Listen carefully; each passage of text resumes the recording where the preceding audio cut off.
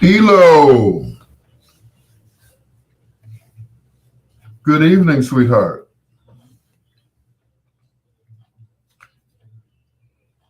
Elo says she always falls asleep on me.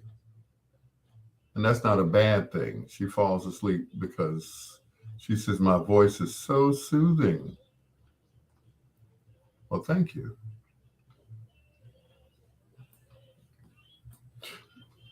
Thank you so much. I appreciate that.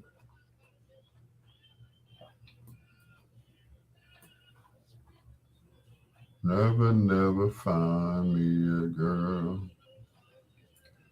You do.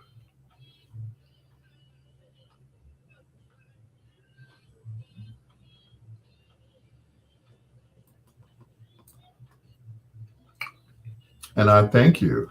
Um, my voice is good for something, right?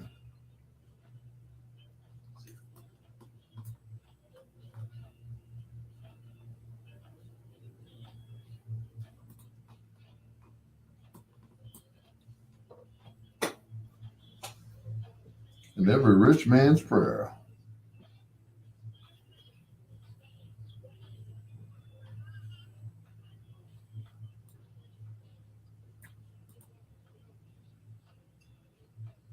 Cause she's always there.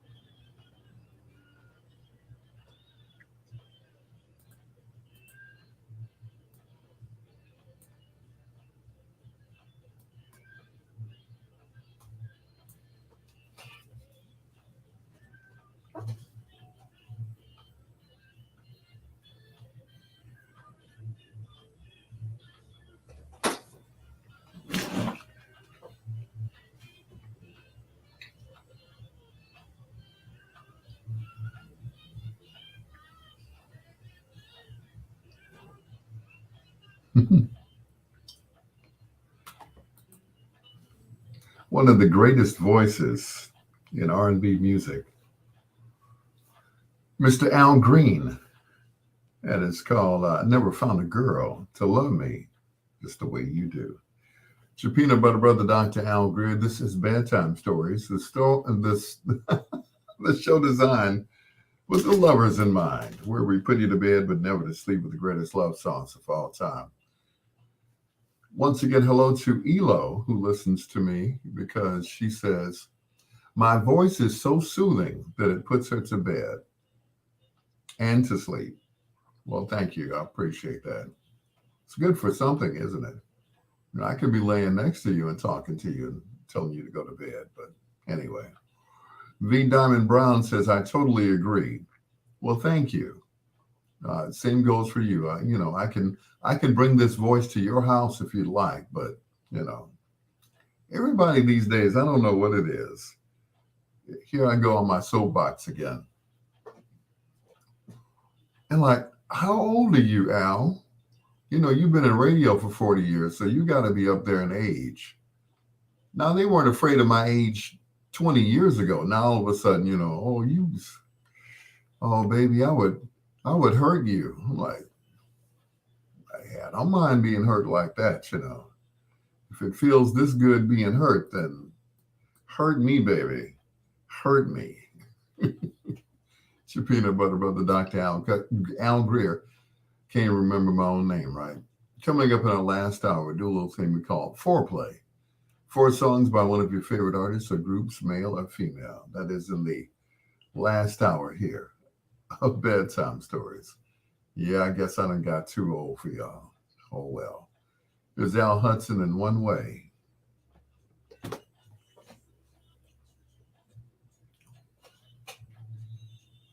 Once before.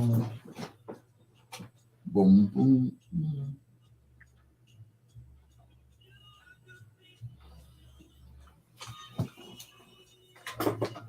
Yep, once upon a time, boy, women were falling at my feet. Now they're running away from me. I'm like, what happened?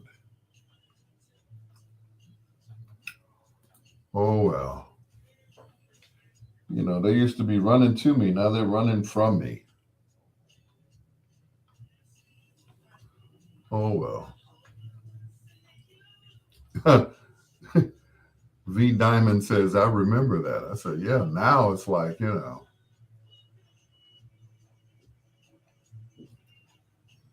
I don't understand what happened, but oh, well. Nice. What's that song? Something happened along the way.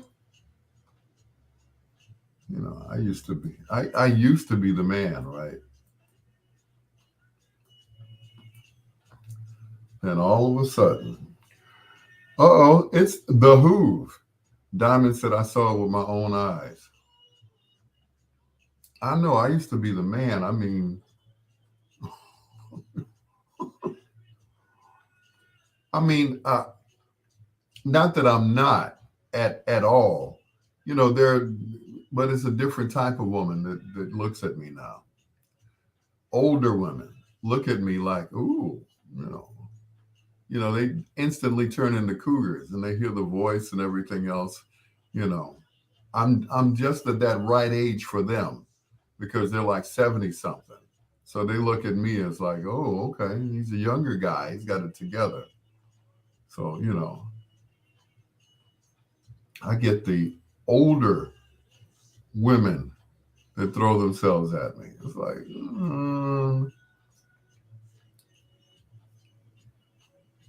then my comeback for them is, Granny, I would hurt your feelings. You couldn't, yeah, you know, you don't want none of this, Granny. You will be giving me your pension and Social Security card and everything. It's like you don't want none of this. And then the young girls are looking at me as like, Pops, I will take your Social Security. I will, like,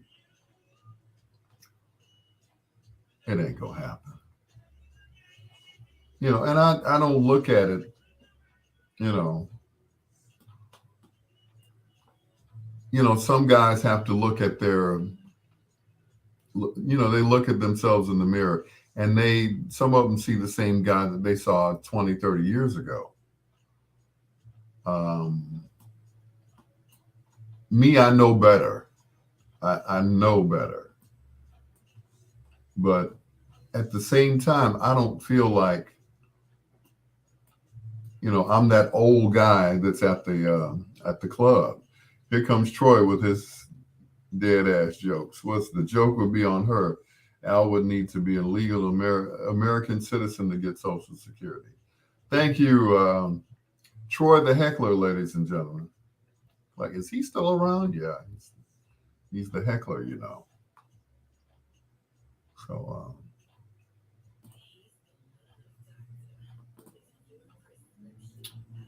yeah.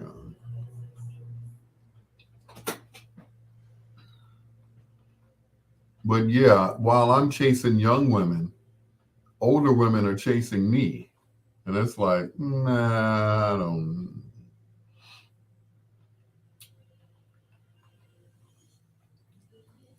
Like, Granny, no, no. I mean, well, that's all well and good. And I'm flattered. Don't get me wrong. I'm flattered. But And they say, older women will put it on you, fellas. If they could stay awake long enough to put it on me, I will allow them to attempt to put it on me. But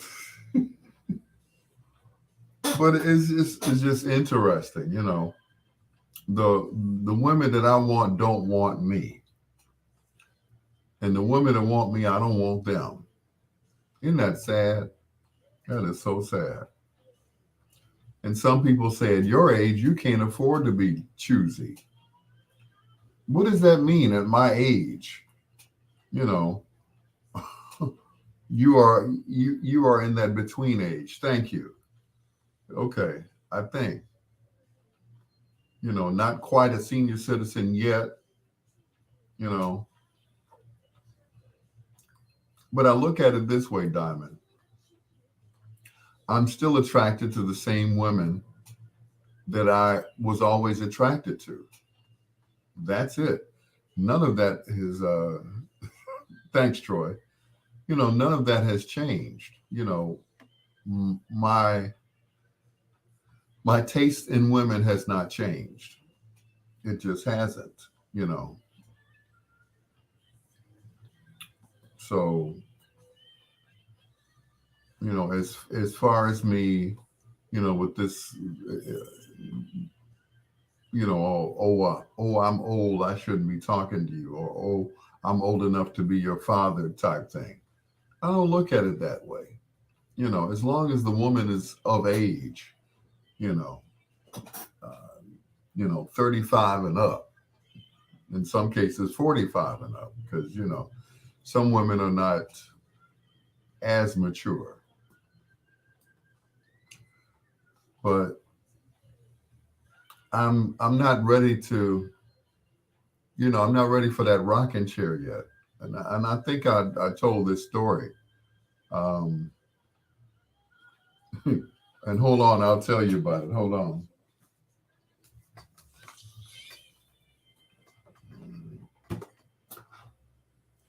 Boom, boom, boom, boom, boom, boom.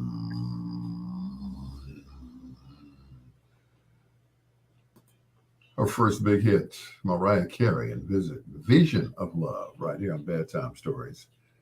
The show designed with the lovers in mind, where we put you to bed, but never to sleep, with the greatest love songs of all time. What's up to The Hoove? Also to Diamond Taylor. She took the V off. How you do that? Wait a minute. You did that very quickly. There we go. She's on both pages. Okay. There's a Diamond Taylor and then the V Diamond Brown. Okay. All right. You trying to confuse me. Stop it. Diamond is saying, she said, what about the women that's between 45 and 55? Now, I don't have a problem with women between 45 and 55. First of all, I don't discriminate. They just have to be, age appropriate, and I have like a certain body type that I like. That's just me.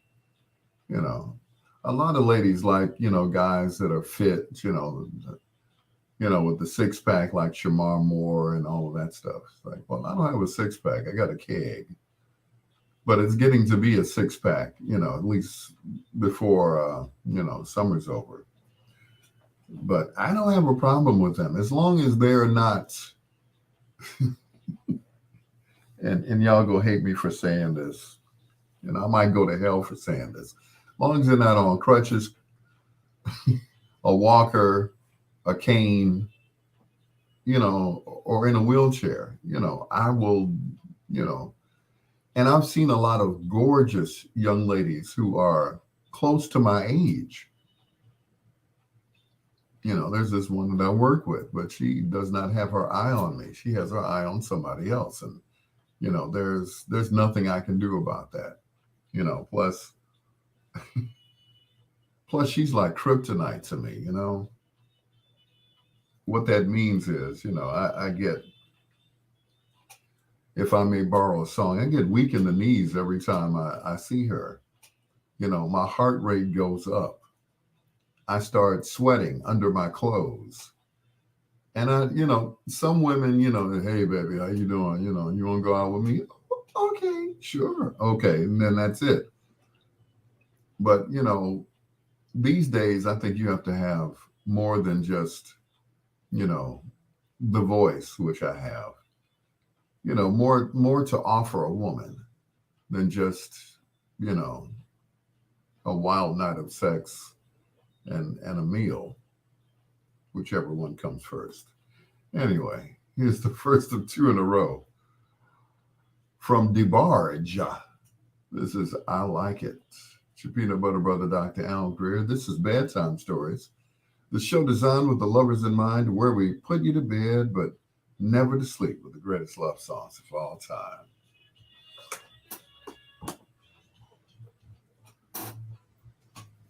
What are you saying, Troy? Is this an entire rant going out on the broadcast? It's not really a rant. It's just, just an observation, just the way I feel.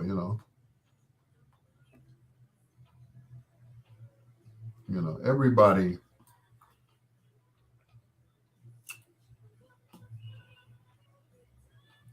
everybody has a certain type of woman that they like. I like mine alive. I'm just saying, you know, I like it when they're as active as I am, because how many people know that inactivity will take you out faster than anything else? You know, Latanya Lynn Garrett, what's going on, Miss Hollywood? But I like someone who is, uh, like I said, who's as active as I am. That likes to go out. You know, but not one that is, oh, I don't feel like going anywhere. I just want to stay at home. Oh, La Rabita tonight. Okay, cool.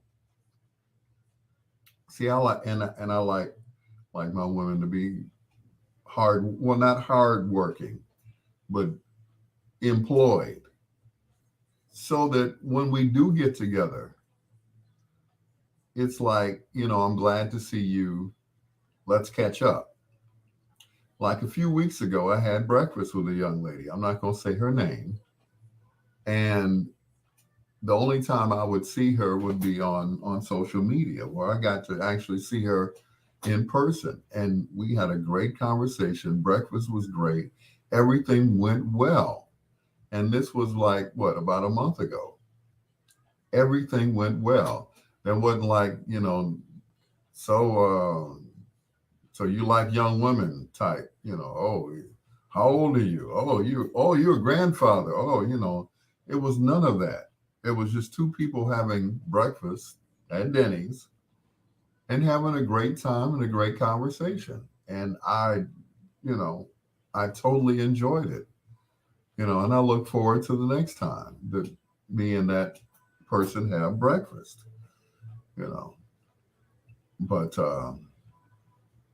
of course, our schedules are that, you know, when she's at work, I'm at work.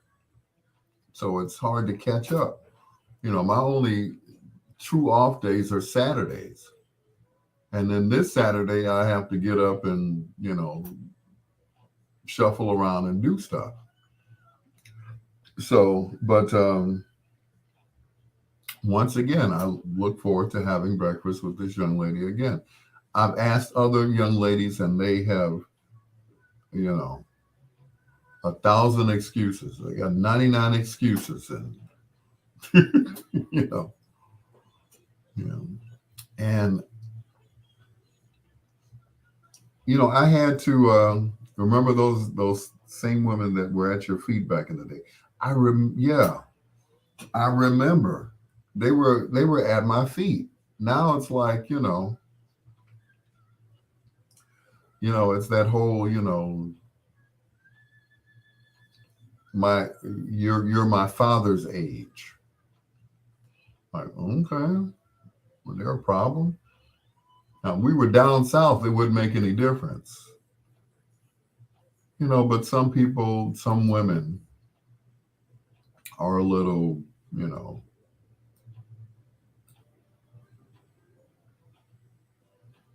I guess a little touchy, I guess, these days.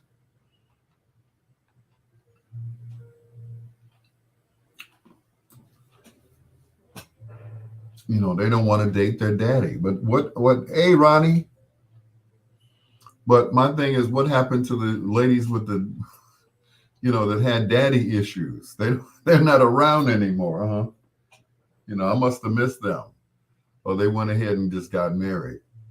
But I was at work the other day, which I always am. And I just came out and asked this young lady, I said, when are we going to go to breakfast? And she didn't have an answer for it. She was like, well, I'm like, just be honest. Just be honest with me. Is it my age or are you dating someone? Oh, well, I'm dating someone. I said, wrong answer, girl. And that ain't what I said. I ain't gonna lie. Wrong answer. Because what does that have to do with the price of tea in China? Okay, just say it. I'm not going to get offended. I'm already offended that you turned me down 4 times. Now I'm offended. Now I think you're just lying. If it's my age, just tell me, and it's cool. It's not cool, but it's cool. I understand, but it's not cool. You know, you know. It's the kindly old man at the radio station. It's like, no, I'm not. The old janitor who sweeps up after everybody's gone. That goes down the hallway singing and sweeping and mopping and whistling and all that stuff. I'm not ready for that yet. I'm not at that age where it's like, you should go somewhere and sit down. You know, I can still walk a flight of stairs when I feel like it. Go to the gym without passing out. It's like, oh my God, there's an old man on the treadmill. But it's like I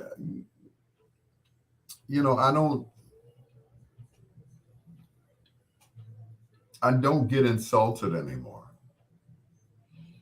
I don't get insulted anymore. I just think it's, I just think people should just be honest.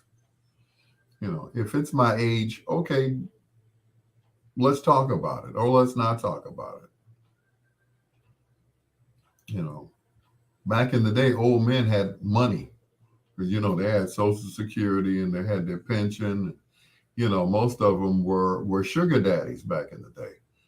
Back in the day when I lived on 47th and Champlain, all of them had young women back then.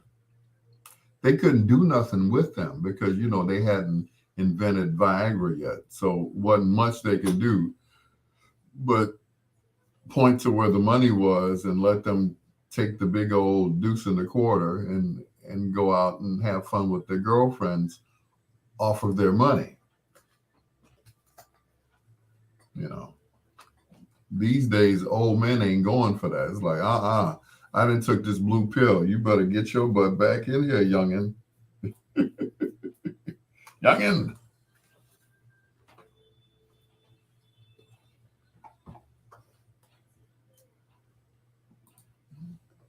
DeBarge, 2 in a row, and Love Me in a Special Way right here on Bedtime Stories.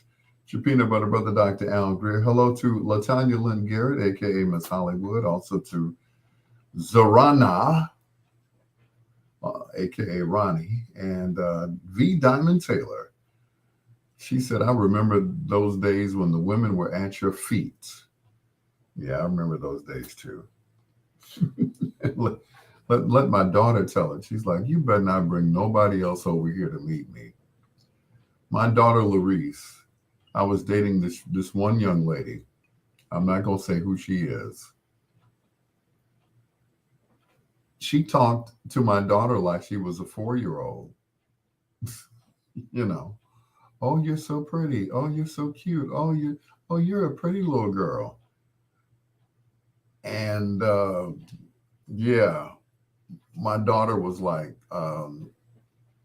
"Daddy, don't bring that girl around me anymore." Like, oh, okay, I'm sorry.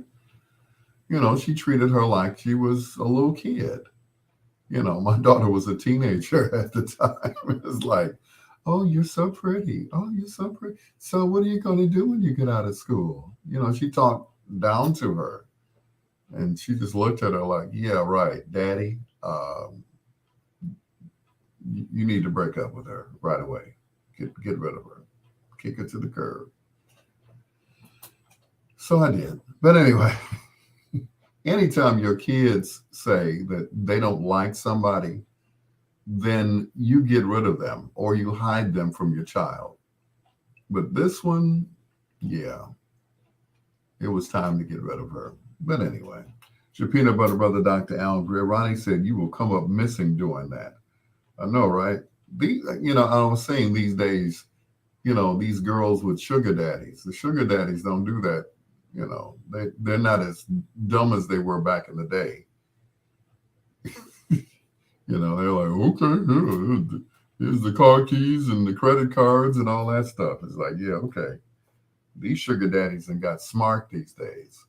They will cancel the credit card and call the police and report their car stolen before you even get off the block. Play if you want to, huh? I said, yes, I just got robbed. Yeah, yes, I'm driving a 73 Deuce and a quarter. There's a young lady with a fur coat in my car. Please apprehend her, all right? And she's got my credit cards. And I think I dropped my Viagra as well. I want it all back. You're the Ebonies, and it's forever. With your peanut butter brother, Dr. Al Greer. And the Hoove. What's up to DJ Kenny G? He did a great job tonight. I actually listened all the way through, too.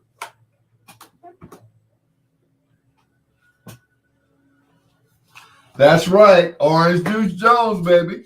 Don't touch that coat. That's the last words out of his mouth, boy.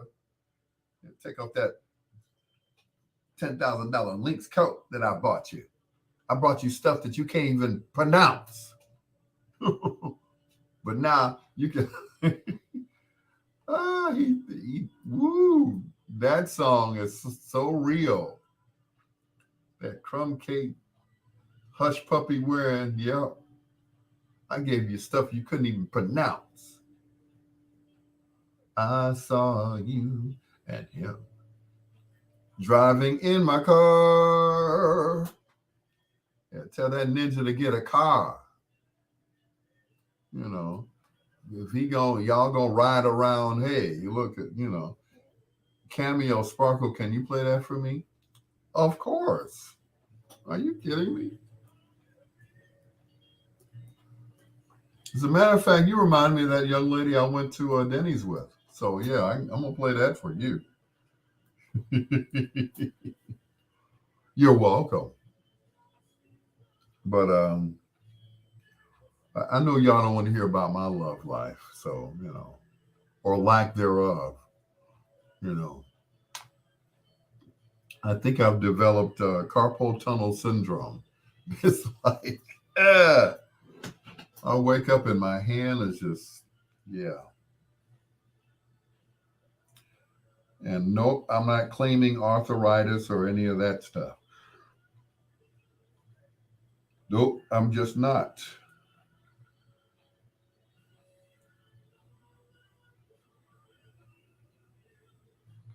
Nope, not claiming any of that stuff.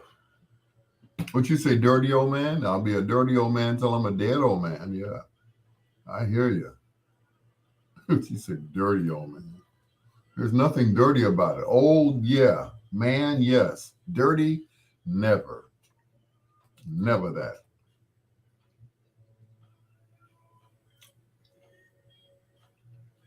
Nope, never that. Never dirty.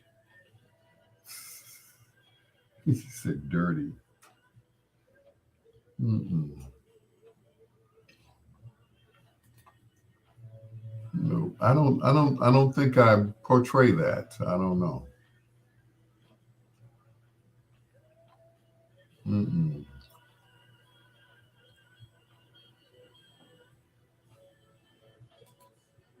Nope, don't portray that. But I mean, so what? If that's a problem, then hey, that's not a bad problem to have. As my phone rings. Hello, hello. Hey Al, it's Vince Brown. Hey, Vince Brown. Hey, you might want to set up a prayer for your longtime friend Dinah Lynn. She and her granddaughters were unfortunately holed up in an active shooter situation in Indianapolis earlier tonight. Oh boy. No, they're home. They are home, thank God. What I understand is it was a middle school basketball game that was played at a former city public high school, and the intended target was a cheerleader, one that one of Dinah's granddaughters knows well. Well, somebody came into the gym looking for that cheerleader because apparently her brothers shot and killed, or somebody in her family shot and killed the shooter's sister sometime either a week or two ago or something like that. And they knew that this cheerleader was going to be at the school. So the incident starts jumping off. Everybody's running which way this, that, and the third. She is in the crosshairs. One of her brothers pushes her out of the way, takes the bullet. He's out. Oh. Done. Oh my God. Yeah. Dinah Lynn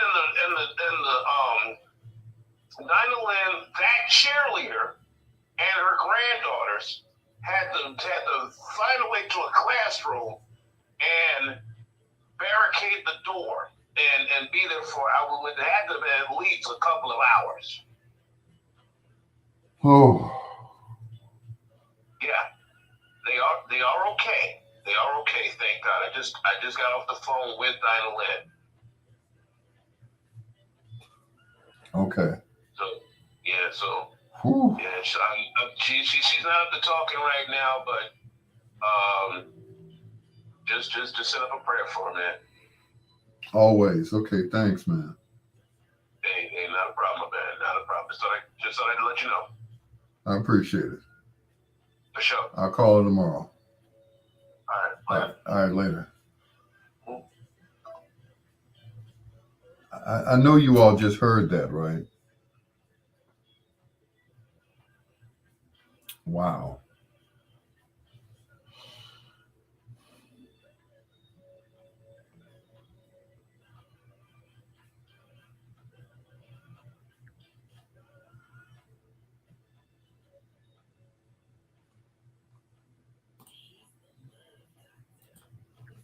Prescription. Al Greer with bedtime stories. Woo. Mm.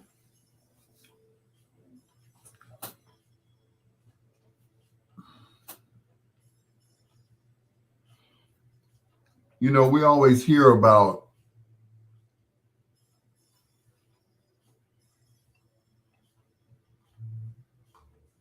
all of this, all these things happening at these schools, right? You know, my thing is, how do you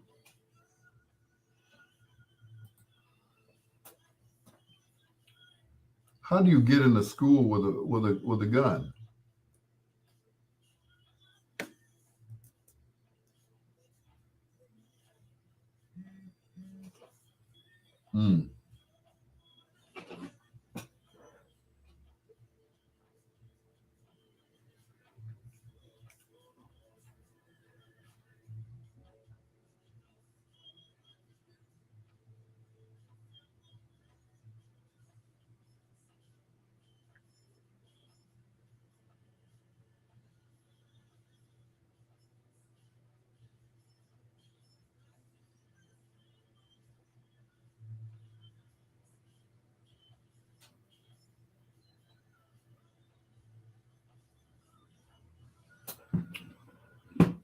you hear of this happening all the time uh,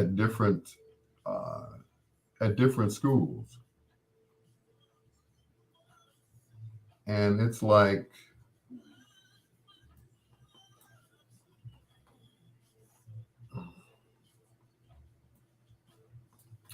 it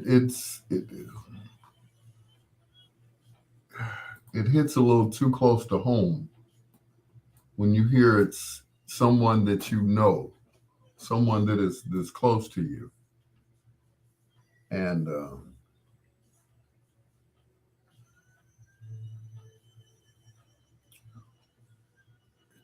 it's. Whew, I'm just glad she's okay.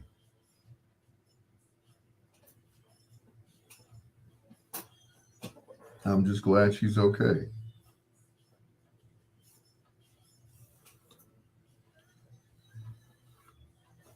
About a year ago, there was this guy that she was helping. That's Dinah Lynn, who runs bigsradio.com. She was helping this guy with his radio station, and helping him get on the air, helping him get sponsors, giving him music, the whole thing. This guy turned on her and started, you know, calling her a whole bunch of names and the whole thing. And I was like, what did you do to this guy? She said, it wasn't what I did to him, it's what I didn't do to him. I guess the guy was expecting something in return, if you know what I'm saying, ladies. You know exactly what I'm saying. He was expecting something in return. And it just it wasn't happening. It just wasn't happening. And I went into full Samuel L. Jackson mode. I wish I'm like a would, you know.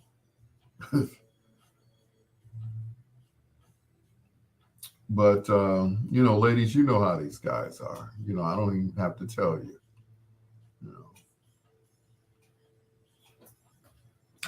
You know, and I have a saying. It's like when you expect something to happen and it doesn't, then you're disappointed. But when something happens and it's like, oh, surprise. Oh, okay. That's a different story. Then you're like totally surprised and taken off guard.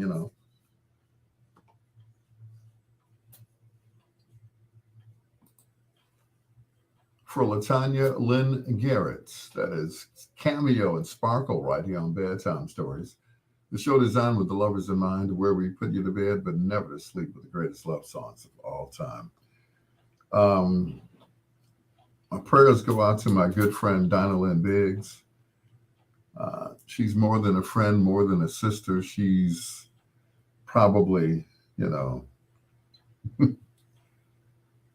she's like my second wife or third wife, whichever. But anyway,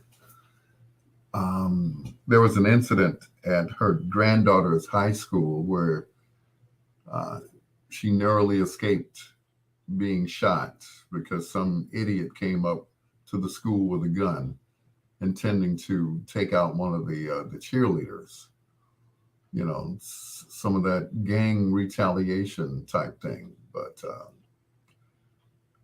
I'm just glad that she's okay, because I don't want to have to posse up and go to Indianapolis. I just, but she's going to be okay. A little shaken, but, like I said, she's going to be all right. Thanks to Vince Brown for the info, because her and I started out in radio together some 40 years ago when we were kids. So I would not want anything to happen to her. Nothing. Like I said, I might have to get some of the brothers and posse up and go to Indy, but that won't be necessary because she's all right. This is one of her favorite songs, Special Delivery, I Destroyed Your Love. I love you, Donna Lynn Biggs.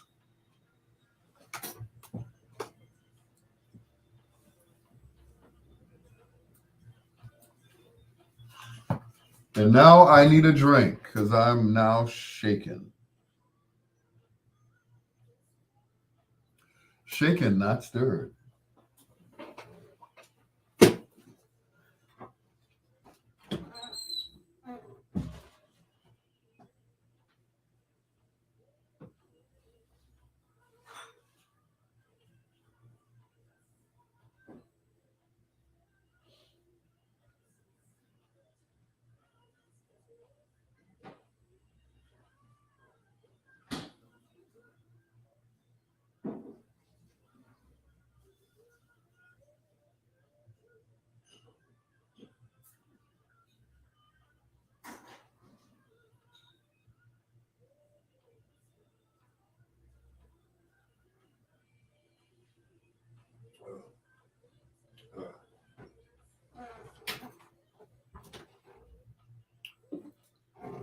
Had to get some apple juice.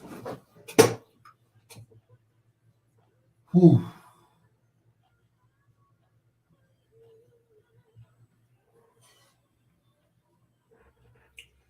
Dear Father in heaven, watch over her, everyone that she comes in contact with, Lord.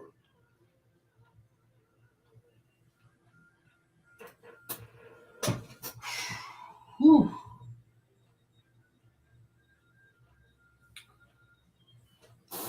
But that's just like you said. Yeah, that's just crazy, Ronnie.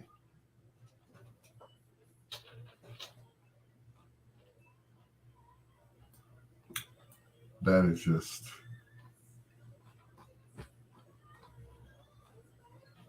It's like they say, you send your kids to school to learn and not to get shot.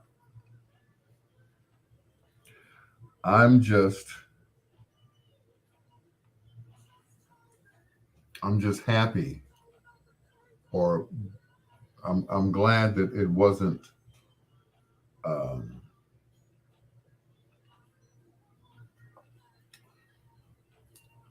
worse than what it was.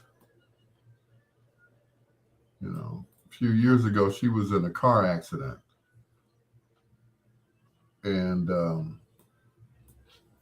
she was shaken from the car accident. Um, Bruised up, everything. But she made it through. She pulled through, you know. But you know,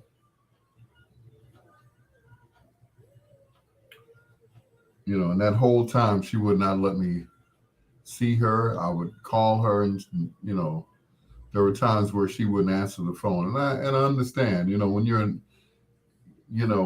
in a near death accident, you really don't want to talk about it. You really don't. So I try to give people a chance to, come to me and say, okay, this is what happened. I'm ready to talk now. But there are other times where you just don't want to, you say, okay, you call me when you're ready to talk. And that's it. But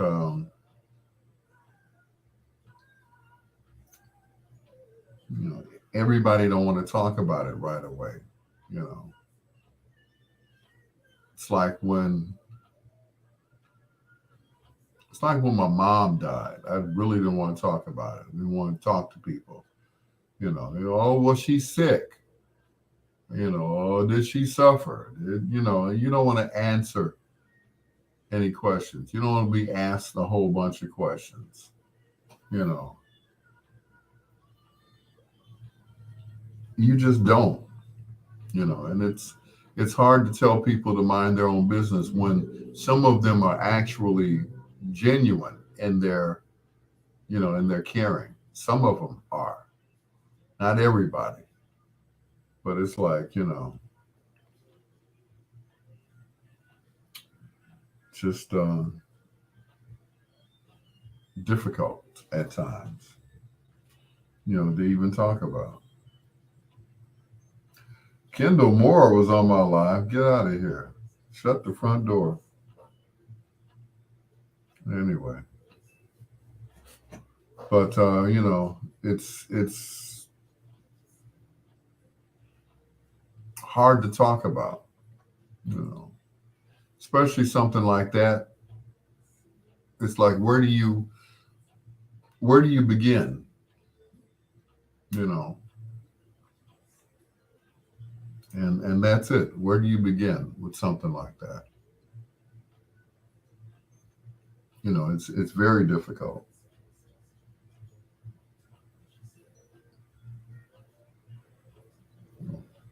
Very difficult to talk about. So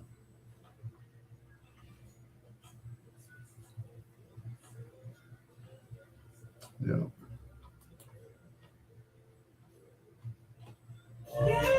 Come on. Mm-hmm.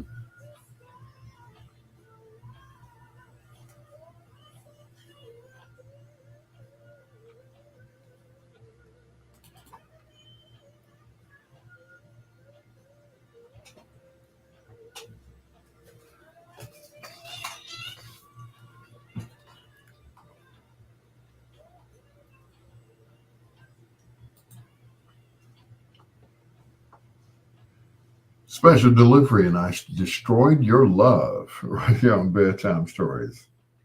That's got to be the saddest song ever. But that is one of Donald Lynn's favorite songs. I destroyed your love. Parts one and two. It's your peanut butter brother, Dr. Alan Greer. This is Bedtime Stories, and Bedtime Stories is sponsored by our good friends over at Grubhub.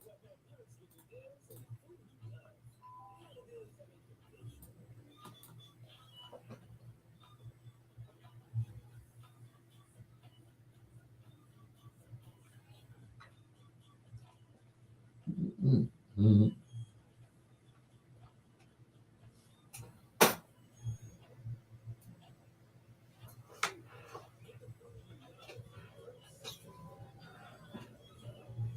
Grubhub is a proud sponsor of Bedtime Stories on WOSD Radio DV Chicago, WGLB Indianapolis in Chicago, BiggsRadio.com, of course, and WRLN, a Ray Neal media station. It's your peanut butter brother, Dr. Al Greer. This is Bedtime Stories, the show designed with the lovers in mind, where we put you to bed but never to sleep with the greatest love songs of all time. This young lady, whom we're about to hear, decided that she would call it quits a few years ago. She said she had that whole farewell tour and everything else. Well, during that farewell tour and her performing, she thought, "Hey, wait a minute. I'm what am I retiring from? I do something that I love doing and make a pretty good buck out of it. My kids are grown, my husband is gone. Why not? Why not hit the road again?"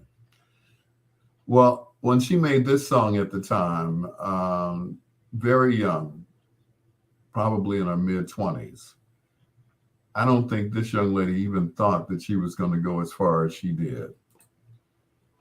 This is the group Chapter 8, which features a very young Anita Baker. It's called I Want to Be Your Girl. Listen to a young superstar in the making. Here's Anita Denise Baker.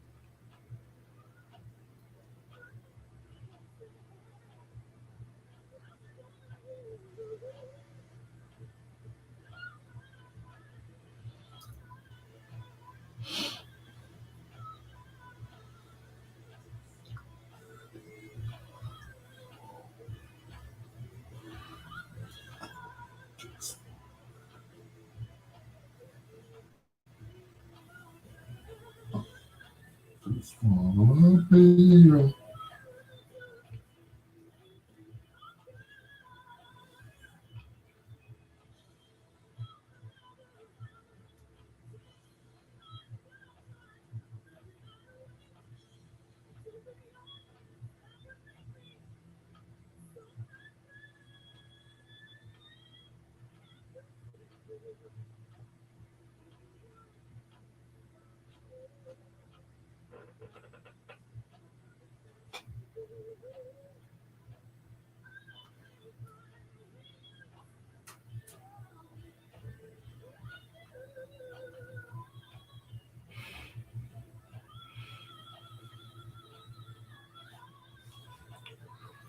Woo!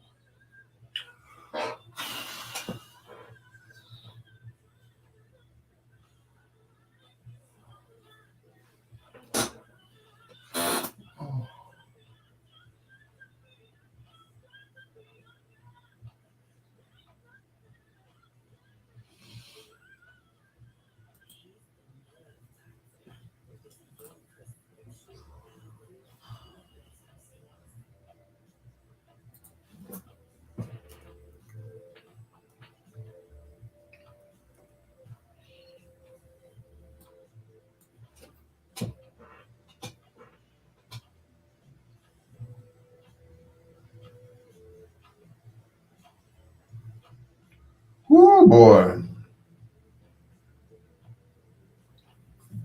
Love's in no hurry. Preston Shanks, what's going on, sir? Whew.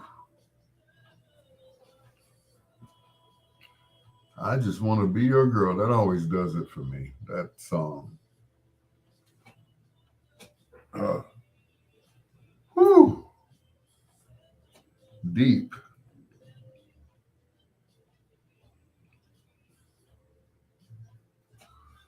Oh, man.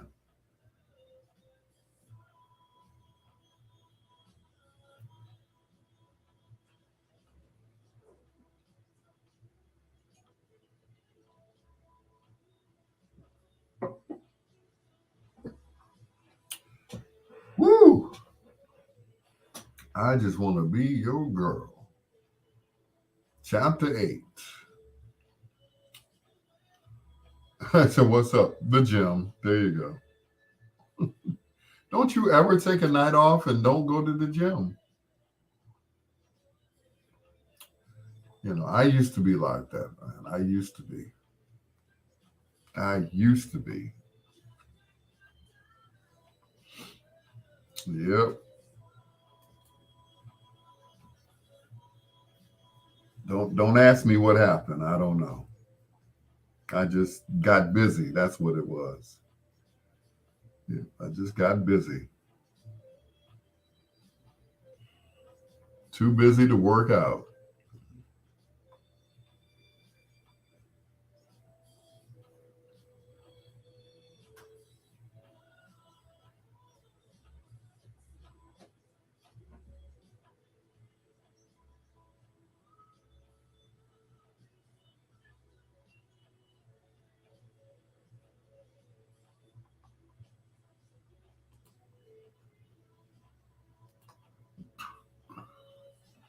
Excuse me.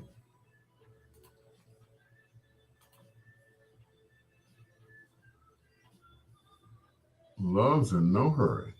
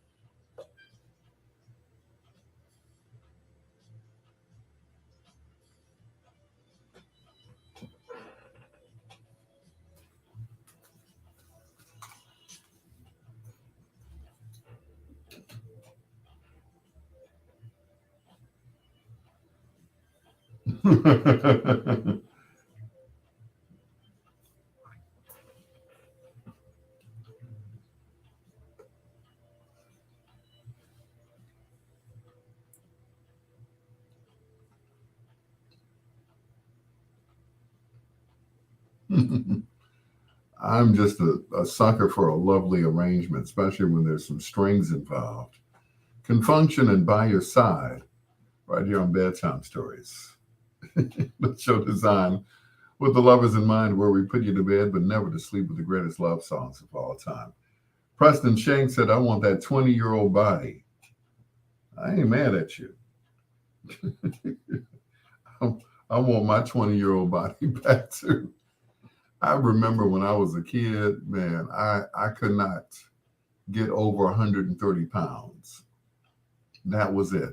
No matter what I ate, I could not break 130. Now I was a skinny kid. I didn't have to work out, I didn't have to do anything.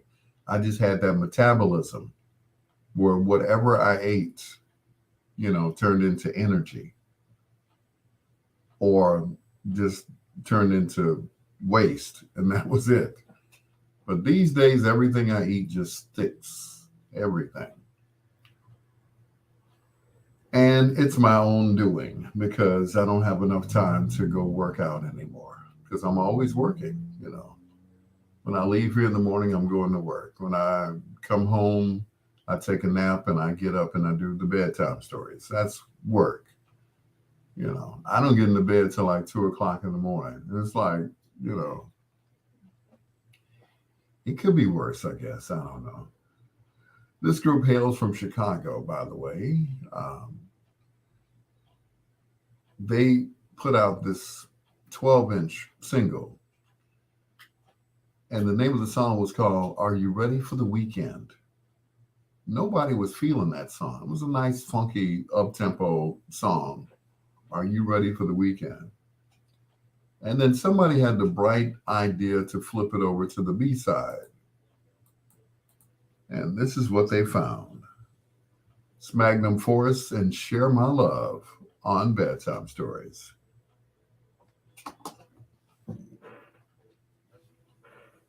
Oh.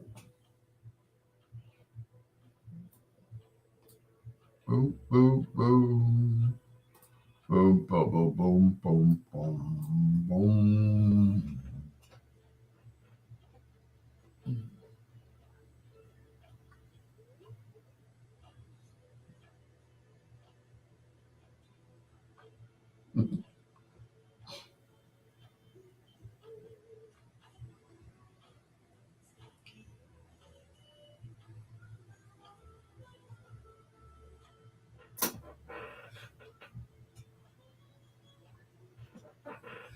It's all I wanted to share my love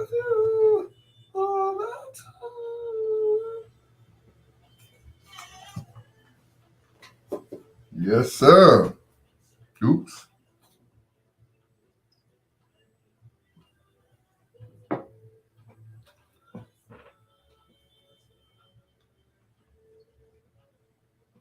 With me,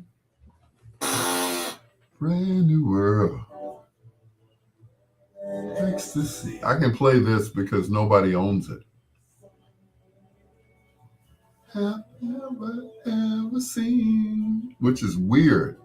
Nobody owns this song. Not even the people that performed it. They don't own the rights to the song at all. That is so weird. Whenever they perform it, they have to sing to their own record. They don't even have the track. That is so sad.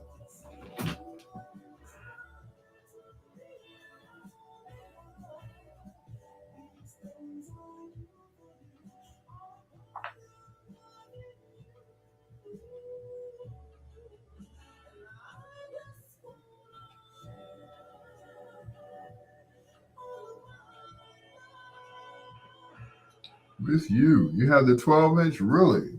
Man.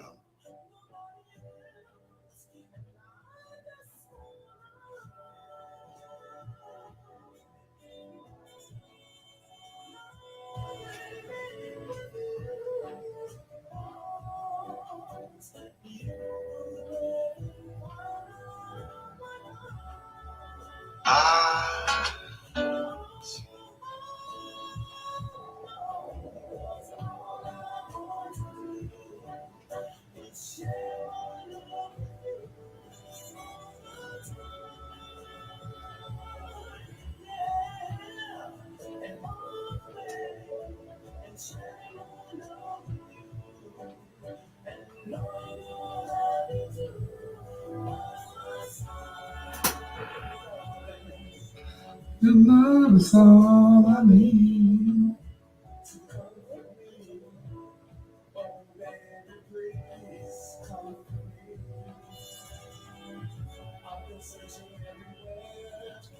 To fall in love with yours.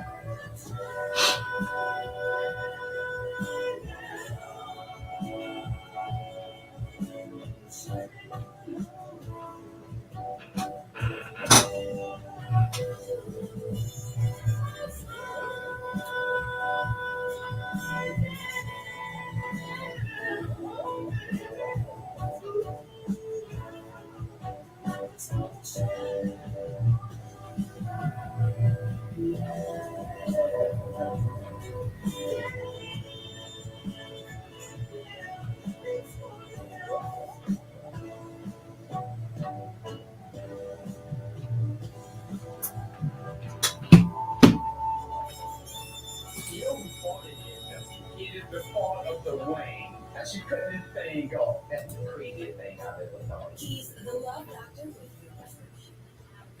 Bedtime stories. Yeah.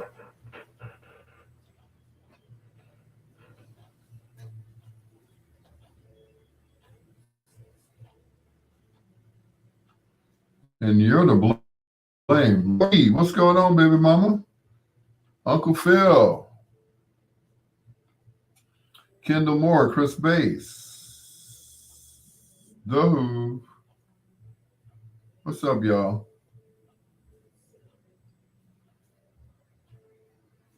What is going on? I don't know either. What is going on?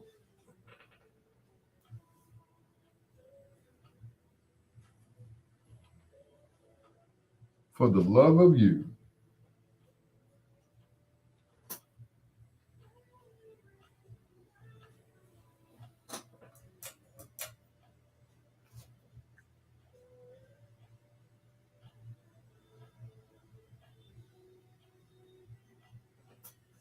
Straight from the heart, no one.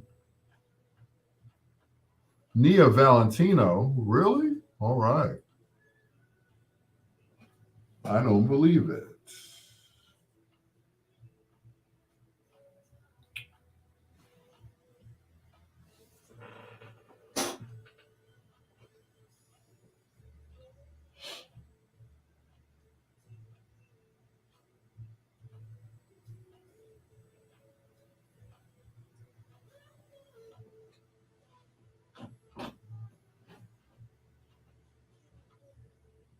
The you.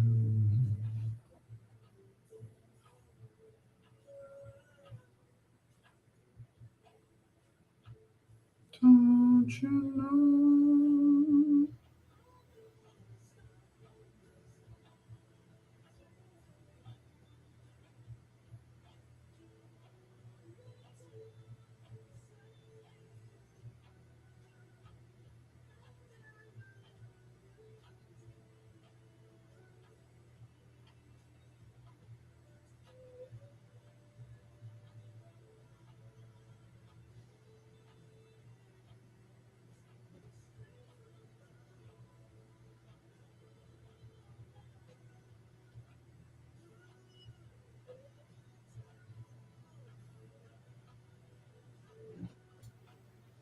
Do you have first love same or not the same? Chicago group.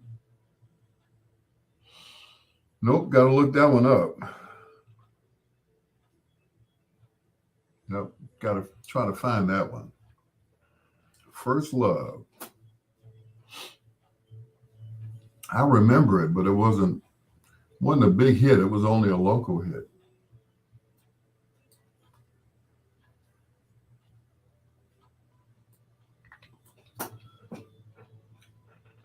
Yep, just a local one.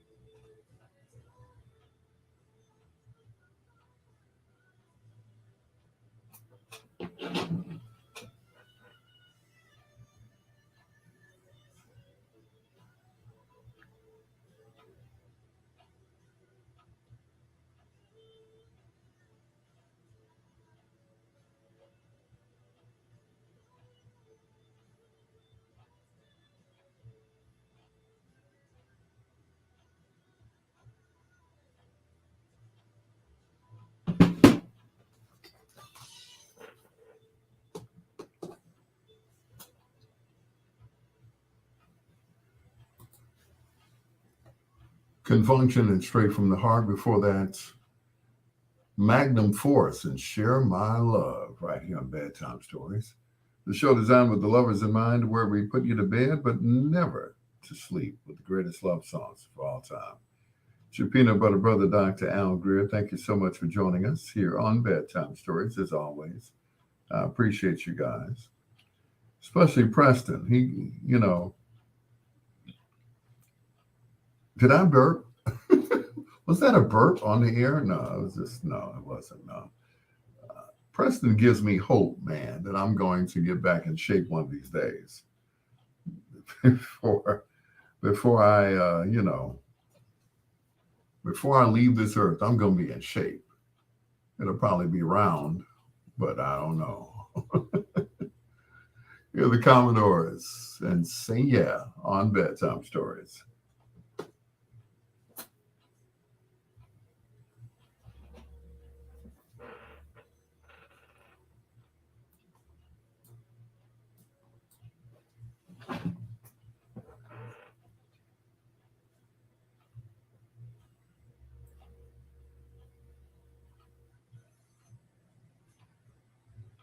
Love you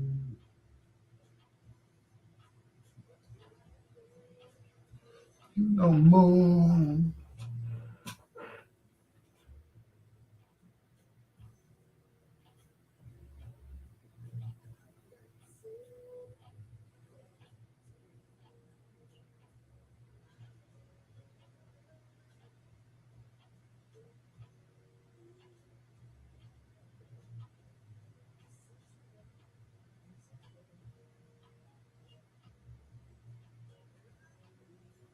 Mm,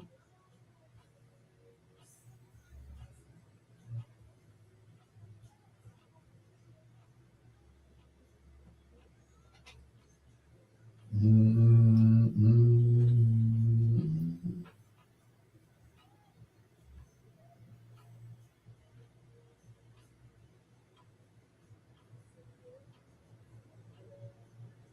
mm, mm, mm, mm,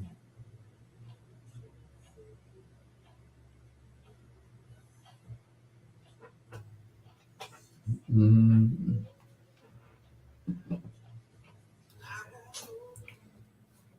Sing a song all night long tour. Get out of here. Shut the front door. I saw that somewhere on, well, of course, on social media. But Lionel Richie and Earth, Wind, and Fire. Oh, okay.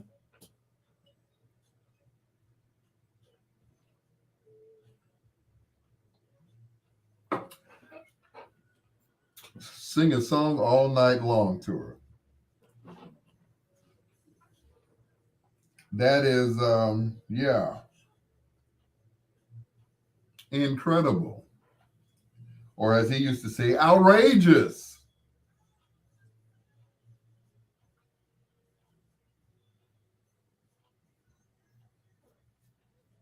Mm-mm.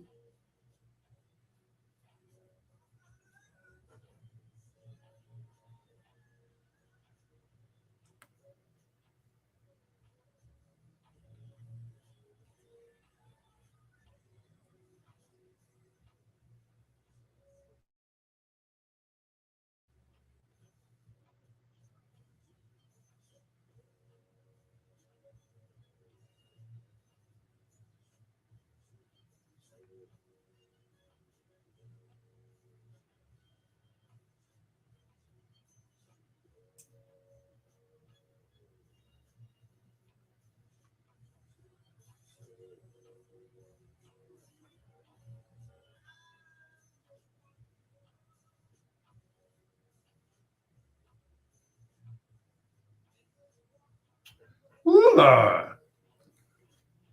I like that title, Sing a Song All Night Long Tour.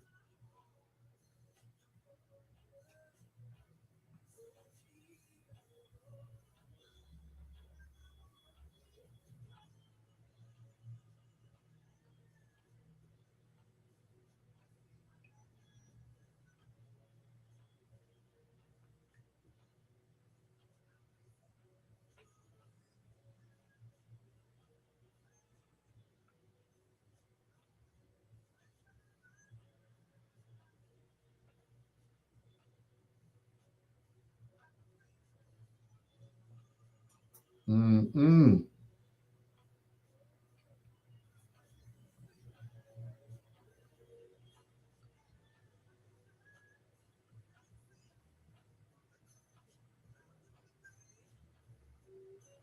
that you want me to do.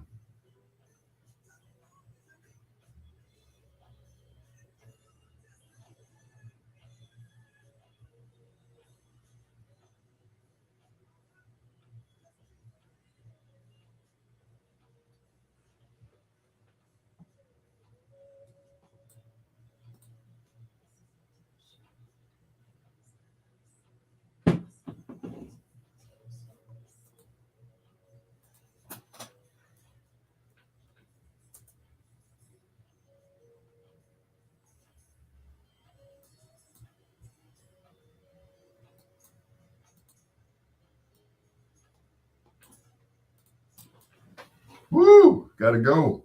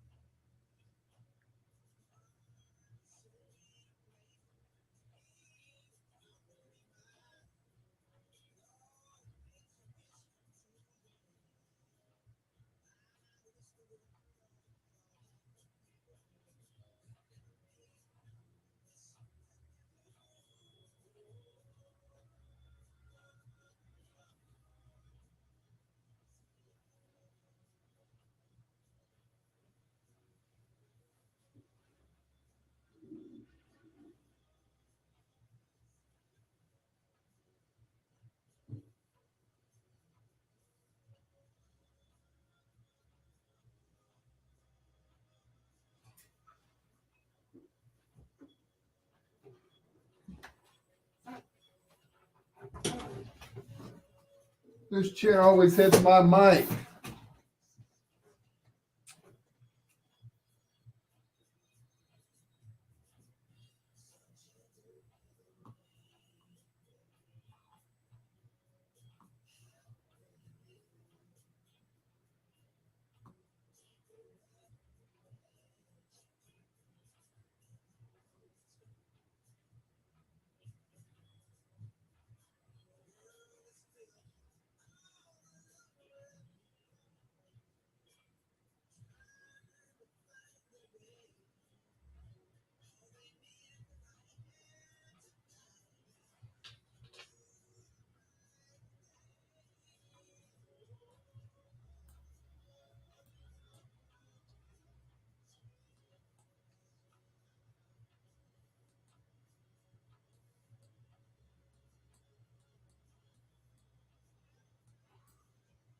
Sweet love, sweet love.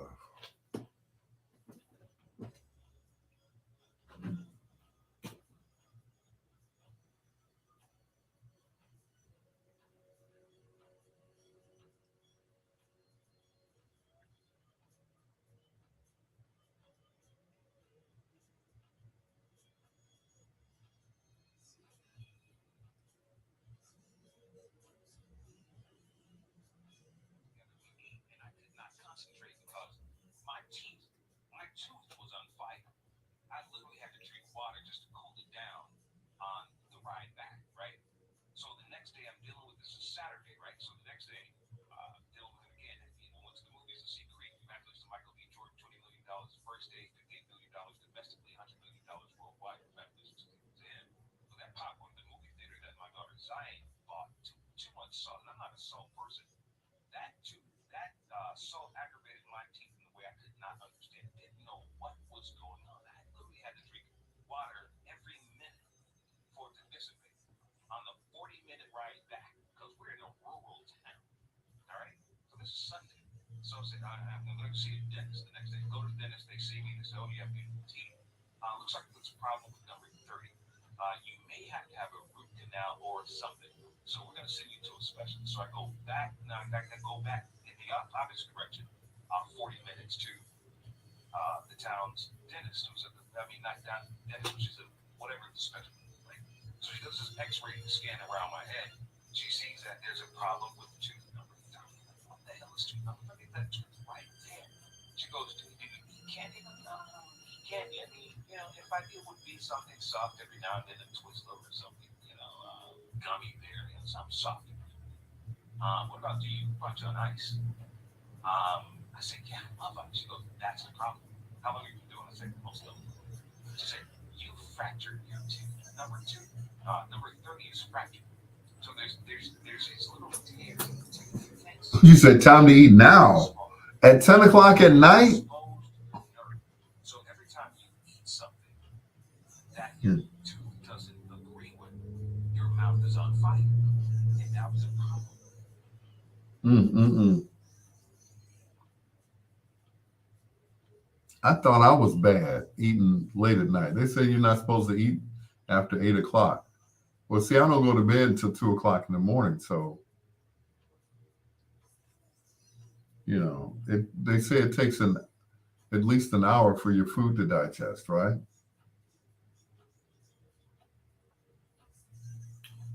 So, it, it is what it is.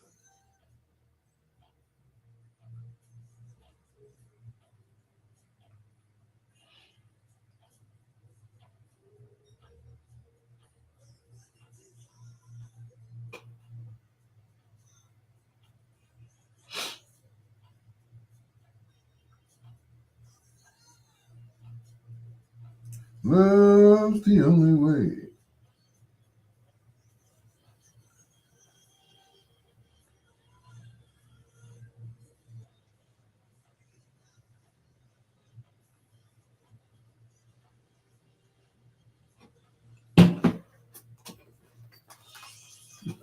You said me hungry.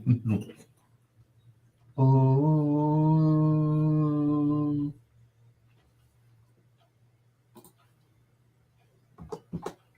Commodores, Lionel Richie. Sweet Love, right here on Bedtime Stories, the show designed with the lovers in mind, where we put you to bed but never to sleep, with the greatest love songs of all time, with your peanut butter brother, Dr. Al Greer.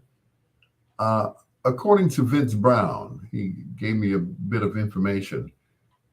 He said, I don't know if you know this, but Lionel Richie has announced a tour that he's going on with the Elements, meaning Earth, Wind, and Fire, later this year, called the Sing a Song All Night Long Tour. Now, I've never known Lionel Richie to tour, at least not recently. Now, if he toured, that was, a while back. Of course, he always toured with the Commodores, but that's quite a combination of Lionel Richie and Earth, Wind, and Fire. That should be an interesting combination. Earth, Wind, and Fire and Lionel Richie. Now, Lionel these days, I don't know what he does out on tour. I'm sure he does, songs like Ballerina Girl and Say You, Say Me, and, all the pop hits that he made. But I would be interested to hear him do, some of the older songs that he did, like, you know, I'm sure he'll probably do Easy, but I want to hear him do other songs. I want to hear him do Just to Be Close to You, just to hear him go, ow, love that has so much value. Wow, didn't have no value at all. But I know Earth, Wind, and Fire is going to do their thing. Philip Bailey, of course, the lead singer, the only lead singer, the last lead standing, because, Verdine and the other brother, he don't sing, They sing way background. Here's Earth, Wind, and Fire, the first of two in a row on Bedtime Stories. And you can't deny, you do. Want to hear him cover Body Count? Yeah, me too. That should be interesting.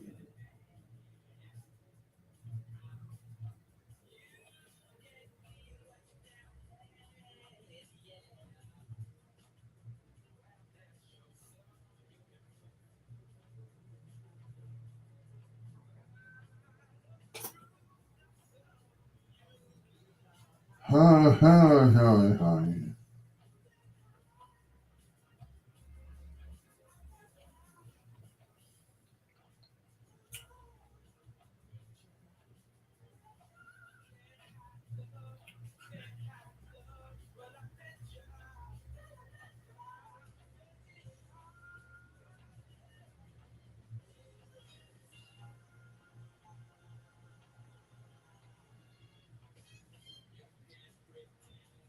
Nothing there.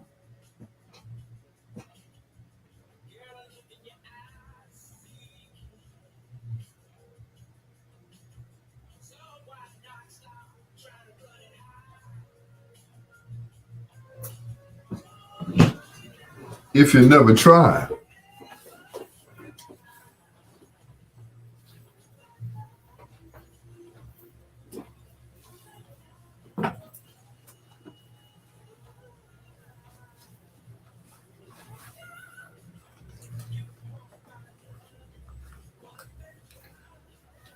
Dollar betcha. $1.50.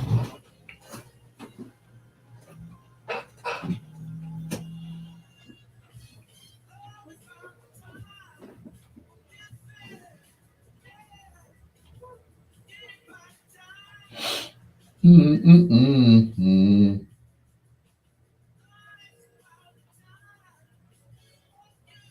Yeah.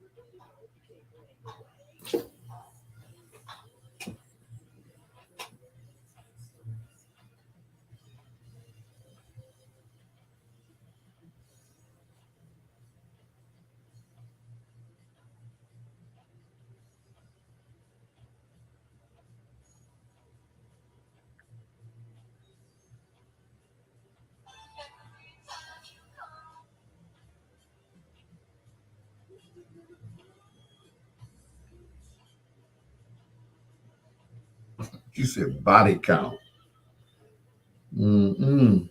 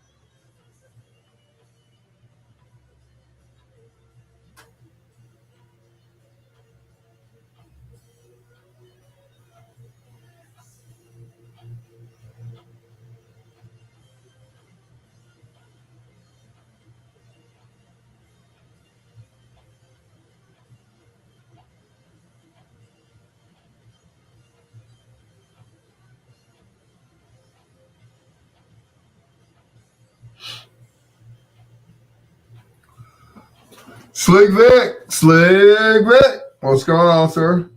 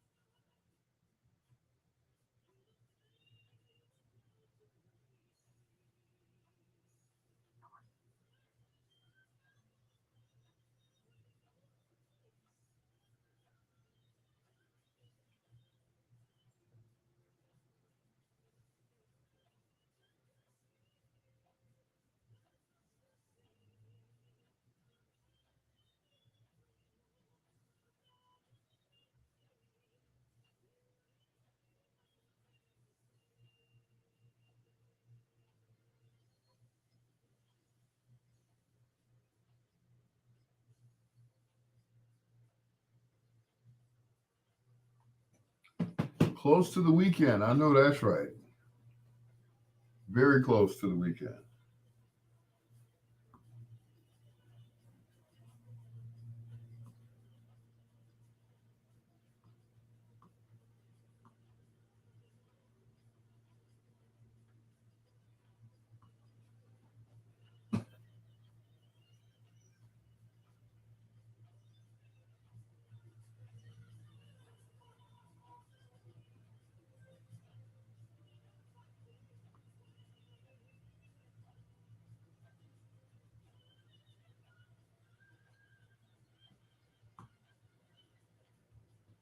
Yep, I am looking forward to the weekend, as always.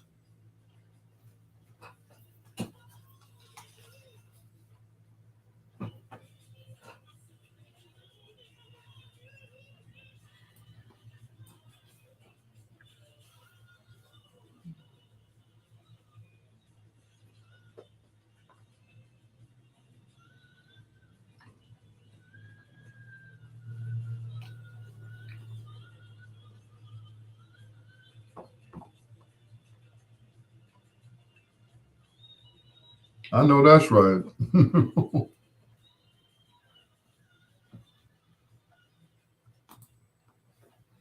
Earth, Wind, and Fire, and Imagination, right here on Bedtime Stories. With your peanut butter brother, Dr. Al Greer, with my brother from another mother, Victor D. Jackson. He said, spend this tax money, work on my car. I know that's right. I ain't mad at you, brother. It's your, what did I say? Your peanut butter brother, Dr. Al Greer. Thank you so much for joining us, as always. Once again, our prayers go out to Dinah Lynn Biggs. Nothing happened, but something could have happened. So, we want to cover her and her granddaughters, because her granddaughters are like my granddaughters. I wouldn't want anything to happen to them, you know. And if it did, we'd posse up and go to Indianapolis and, something would happen. Something bad would happen to those people. That's all I got to say. That's all I got to say. Coming up in about 12 minutes, it's foreplay right now. The Dynamic Superiors and Shoo Shoo Shine on Bedtime Stories.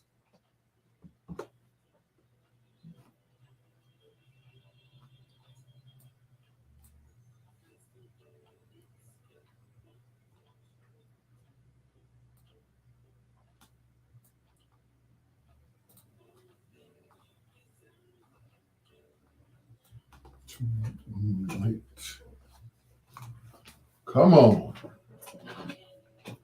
Tony Washington.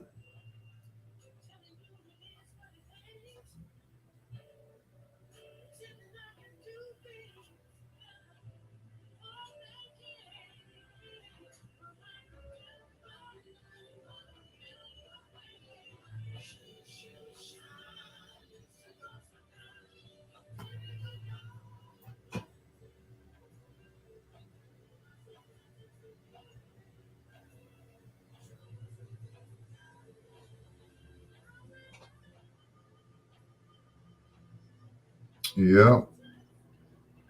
Yeah, she was at school with her granddaughters, and somebody decided they were going to start shooting up the place. So everybody was, running for cover because they didn't know who was going to be the target. So yeah. Mm. Whew. I'm just glad nothing happened. Mm-mm. Just glad nothing happened.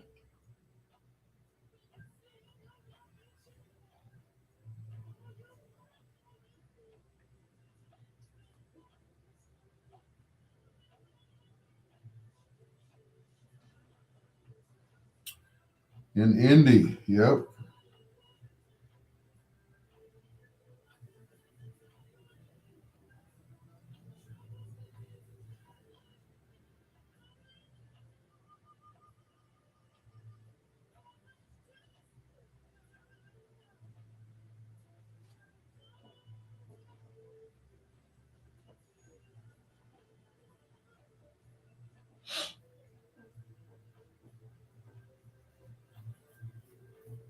Yep, in Indy.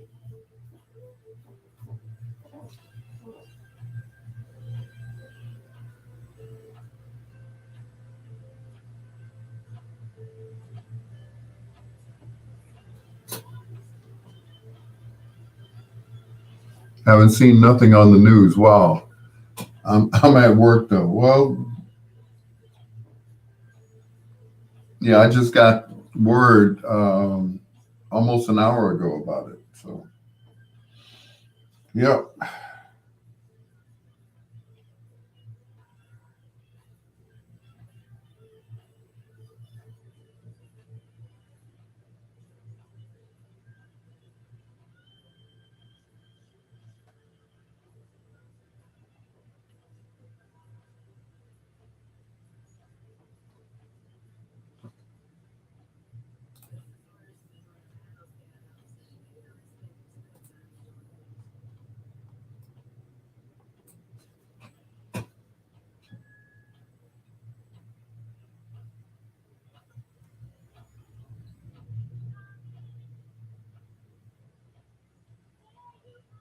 Mm-mm.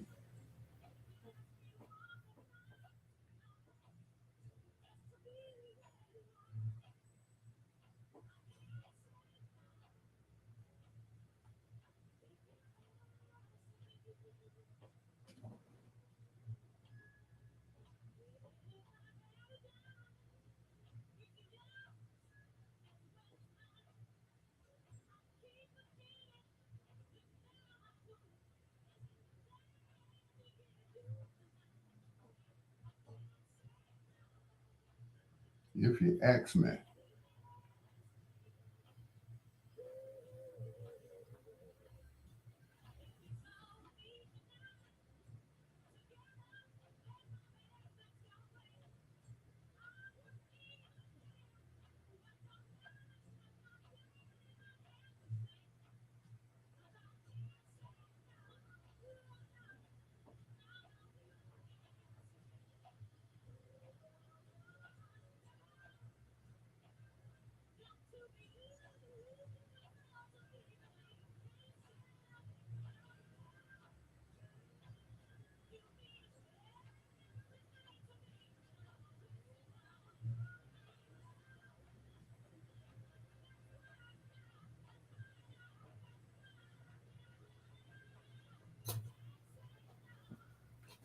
Areas of Indy are very violent.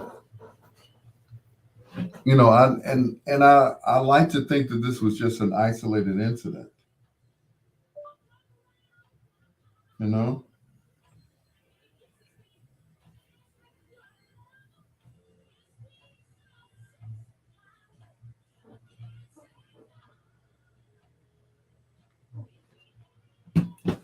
East Side. Okay.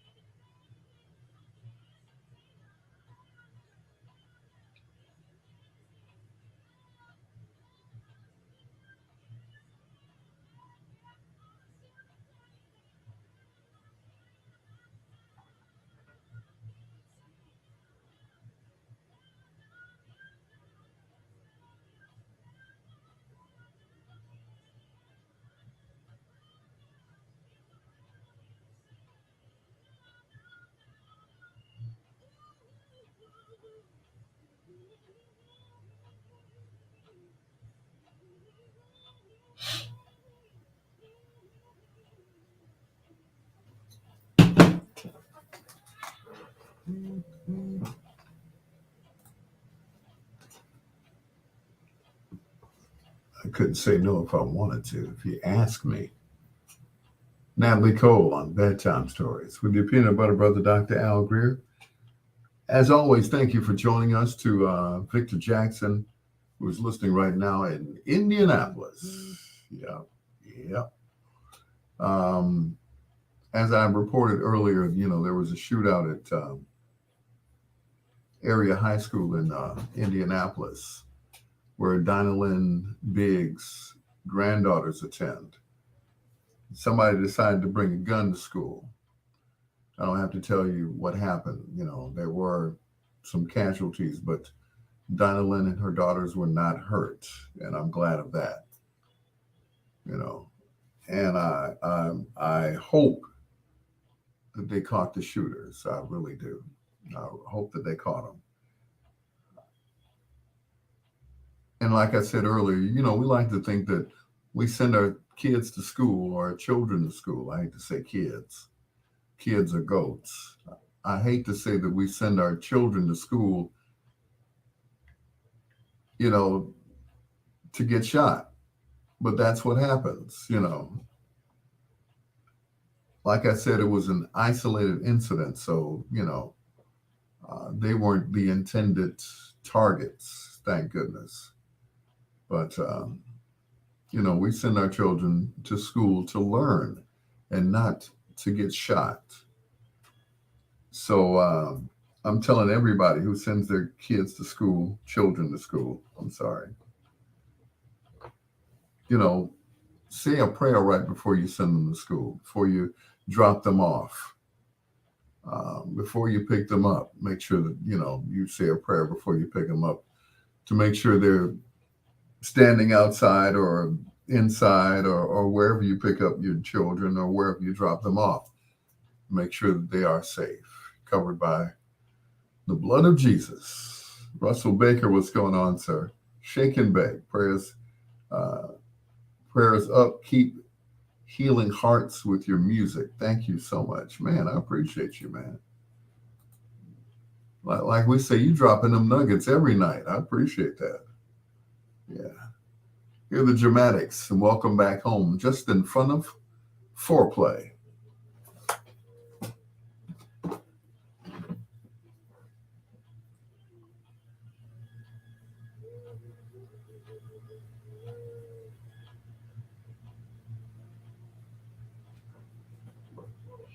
Back home. Back home. Back home.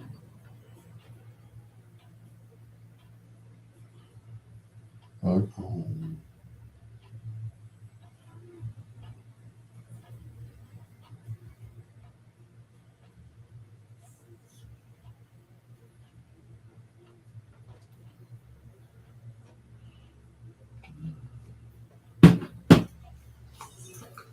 But see, that's just it, Vic. They shouldn't have to know the gang climate.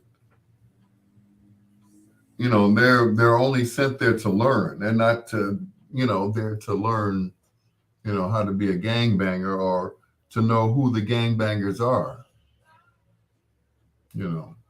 That's just not it. That is not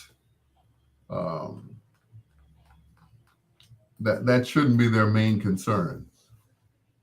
Worrying about what's going to happen to them at school. I mean, yeah, they should be aware of what's going on, but it shouldn't be the first thing on their minds. It shouldn't be the top priority. Am I going to get shot today? That they shouldn't even have to worry about that at all. At all. They should not have to worry about something like that. Is something going to happen to me today? Is some fool going to bring a gun to school? That's just not something that they need to worry about. The only thing they need to worry about is graduating. That's it. That's all. Mixing kids from other areas. And I hear you, Vic. But once again, that should not be on their minds. They should not have a care in the world about, what's going to happen to me at school today. Their main priority should be, am I going to pass this class? Am I going to advance to the next grade? Am I going to pass this test? Not, am I going to get shot today? That should not be a concern of theirs. You know, everything should be fine. That should be the safest place in the world for me.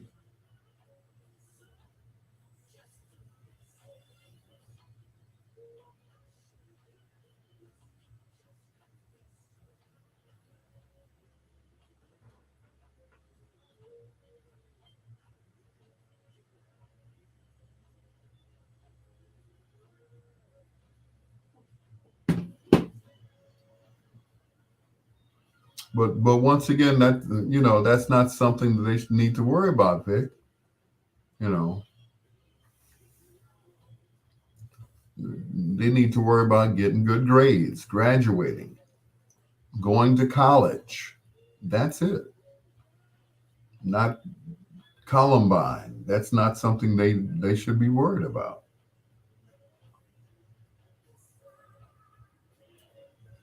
You know, is somebody gonna lose their minds today at school? Is somebody gonna put a gun in their backpack and come to school and you know just mess everybody up? Is that going to happen? That's not something they need to worry about at all. Nothing. You know. But yet we lead the world in school shootings. Yeah, we do. And once again, that should not be a concern of these children.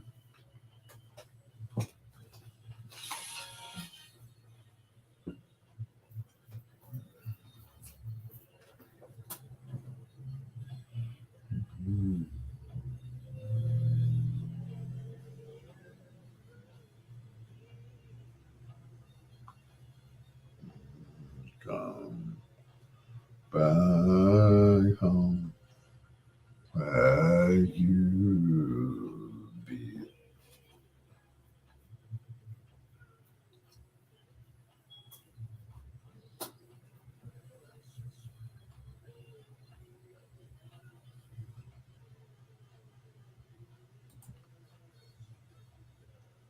All right, that's enough. I keep bumping the table. I'm sorry. Remember back in the day,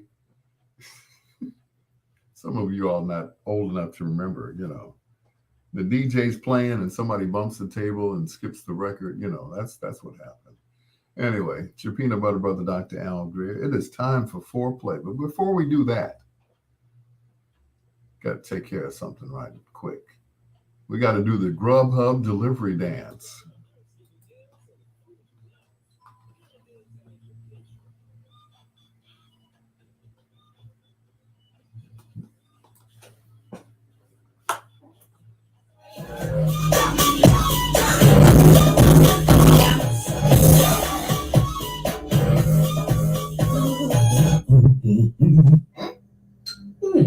Get the food you love with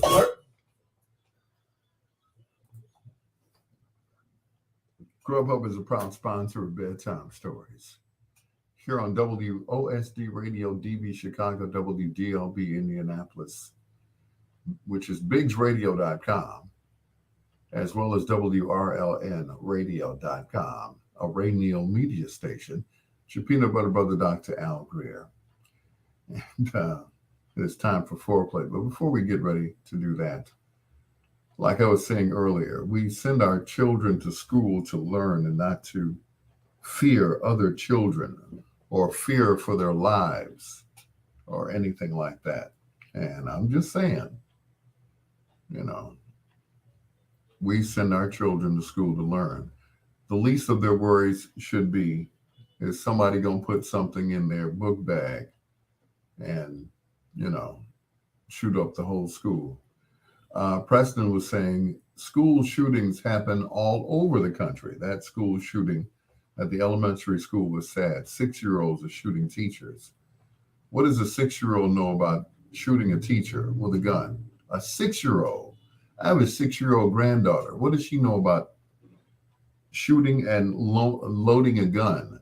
Absolutely nothing. She's still watching Blue's Clues and, you know, still singing the wheels on the bus go round and round. What does she know about shooting a teacher? Absolutely nothing, because Pawpaw don't play that. Anyway, it is time for foreplay. What's up to Pam Hawkins? She's out there doing the Lyft thing. She said Lyft is offering her a $150 bonus for completing 80 trips. I ain't mad at you, girl. Make that money. Don't let it make you, Diamond. Anyway, it's time for foreplay. She don't know nothing about that movie. That's Players Club, baby. This gentleman hails from Natchez, Mississippi. He made his way to Chicago, where he recorded for a Chicago label by the name of Playboy. Yes, the same one, owned by Hugh Hefner, when Hugh thought he wanted to do records. Somehow he migrated to Minneapolis, where he ran into a guy by the name of Prince Rogers Nelson, who's putting together a group or several groups together to make one group. Those groups, of course, were Enterprise, Flight Time, and Grand Central. Yeah. So he took the best musicians from each group and a lead singer by the name of Alexander O'Neal. Well, Prince said that Alexander was too black. Now, I don't know what that meant. I don't know if it had anything to do with his skin color or if he was just a ninja. You do put in your own word if you like. So Alexander O'Neal was out as the lead singer of this brand new group. And he was replaced by the drummer, whose name was Morris E. Day from Peoria, Illinois. Yeah. So Alex was out. Morris was in. Jimmy Jam and Terry Lewis said, okay, tell you what, we'll produce you, brother. From Natchez, Mississippi, here's Alexander O'Neal inside of Foreplay. What's up, DJ Carl Dobbins?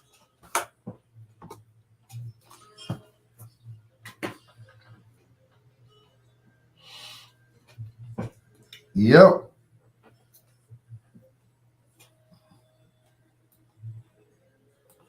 How do you fire somebody for being too black? Nah, Alex wanted his money. That's what that was all about. Alex was about his money. And Prince was like, we ain't made no money yet. Prince was a shiesty business person. So they said. Yeah, when it came to business, he was, he was very shrewd. Shrewd. And sometimes rude. Got a social media blast coming soon. Come on with it, DJ Carl Dobbins. Man of many talents. Just stick with decaf and you'll go far. That's a joke between the two of us. I said, man, you just too wound up. You should try decaf. He looked at me like, is you a fool? We've been laughing at that ever since.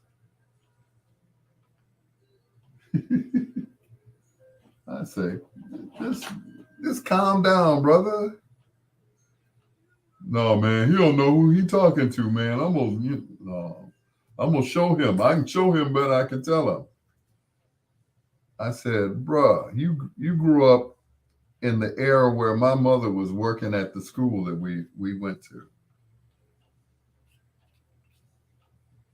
My mom was not a violent person. So what you said? I said no more decaf is all.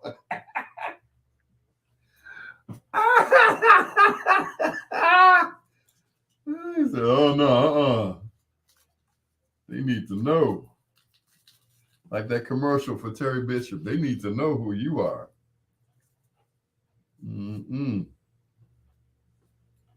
Do they know who you are? They need to know who you are. Let Carl Dobbins promote you.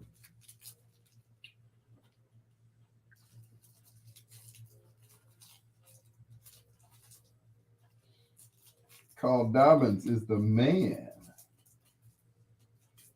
with the master plan. He said, no more decaf.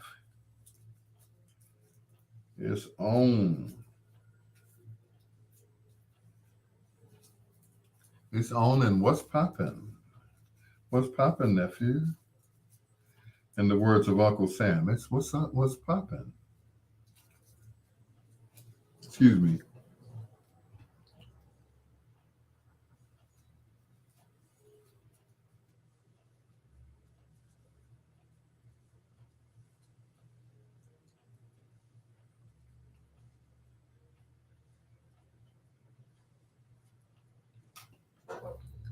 It's on and poppin'.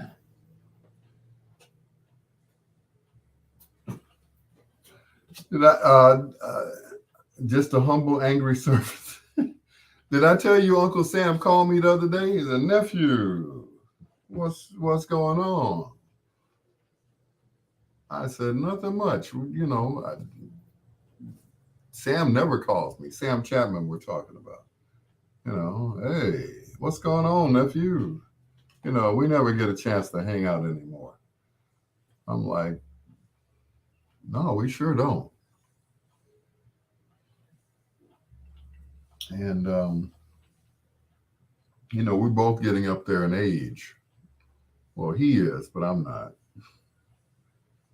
But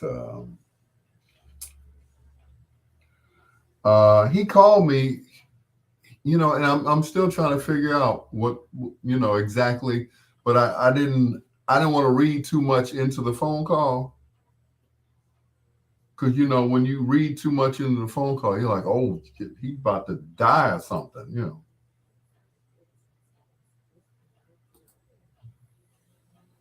You know, that's when you start, you know, questioning folks. It's like, hey, Rita, how's your dad doing?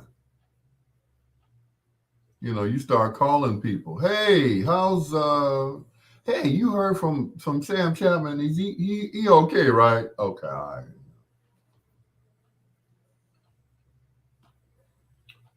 You know, then you start, you know, questioning your own immortality. He's like, am I okay? Maybe he heard something about me and he calling me to see how I'm doing. Nephew, how you doing? I'm fine. Let me check. Yep. Everything's still here, you know. But you know, once again, you know, he may have heard something about me. And I probably need to start calling folks and asking them questions about him. You know, last time we talked was at his birthday party a couple of months ago. And that was at the Grand Ballroom here in Chicago on 63rd and Cottage of Grove. So, you know, I had to, you know, I had to go spend some time, as it were, you know, that whole Capricorn thing and make sure he was okay. And, you know, that was it. So saw him on Twitch today. Okay, cool. Well, he's doing well then. But, you know, every now and then it's like, you know, they're getting up in age. I had an Uncle Bo that I would, you know, hang out with, whatever. You know, Uncle Bo would call me one day and we hang out. He cussed me out and he called me 2 days later. When you gonna come over here and fix this stereo? I can't get not the speakers. It's like, oh, okay. I'll help you out here and give you an actual topic people want to talk about and hear about. Thank you, Troy. So yeah, he cussed me out one day, and the next day, everything's fine. I need you to go shopping for me. Oh, okay, Uncle Bo, what you need? And he'd give me a list, Go out there and get me some corn. I don't want the frozen kind. And I want the corn on the cob. Okay. But the frozen. Okay, the frozen corn. And some jujubes. Okay. And I need a box of wine. A box of wine? Yeah. I said a box of wine. Box of wine. Okay. He just give me a list of stuff that, he wanted me to get him. It's like, okay. Lady Gotti, what's going on, sweetheart? But in his latter years, he was just lonely. He lived in the house, with people,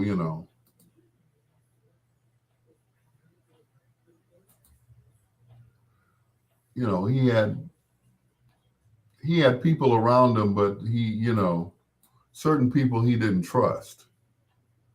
And there were certain people his son didn't trust. And I understood that. And when it was all over with,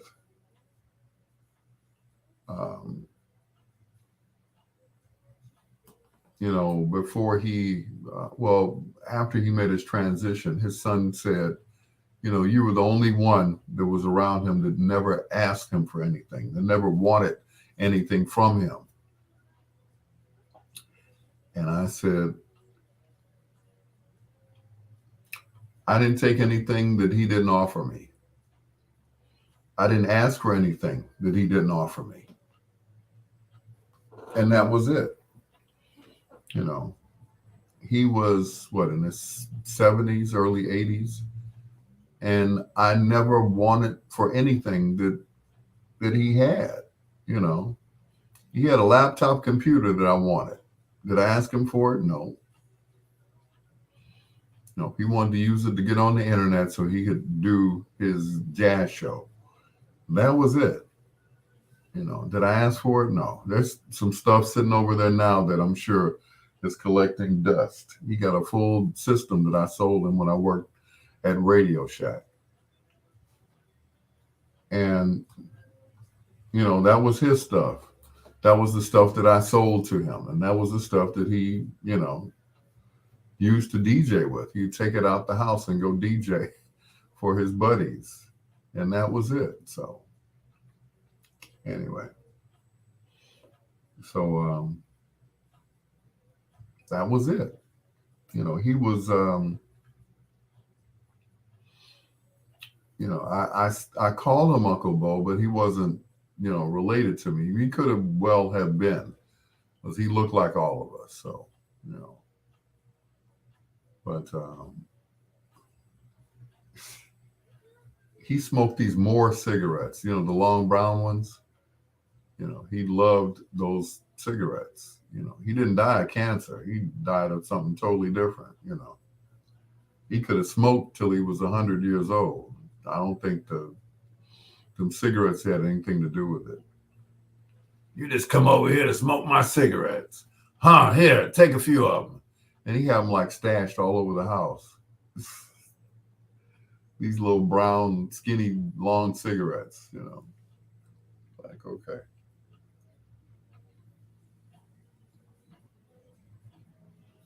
And these women would come over and it's like, I said, what you gonna do with them? Nothing. I can't do nothing. You see this bag sitting over here full of piss? I can't do nothing. Okay. A little too much information, Uncle Bo, but I get it. But he used to want to go places with me. Like, he would embarrass me, man, like any other parent. He would just embarrass me, They all full of shit. And like they're all, no, they're not all full of, yeah. Yeah, they are. They're all full of, you know.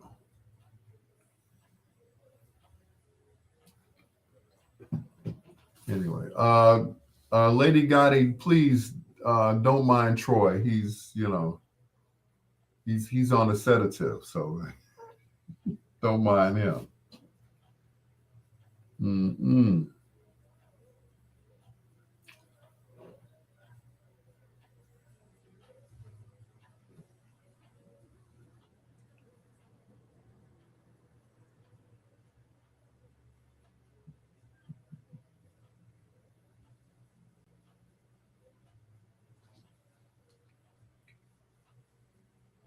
Alexander O'Neill.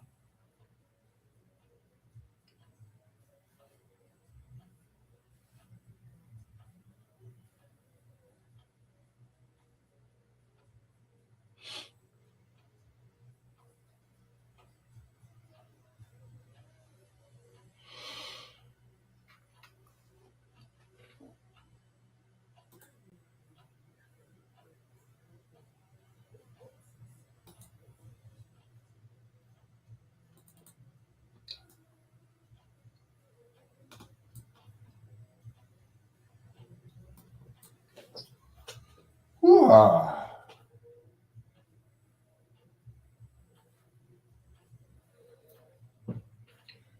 Troy said, "What's up with boobs? I love them. What about you?" Yes, I think we all do, Troy.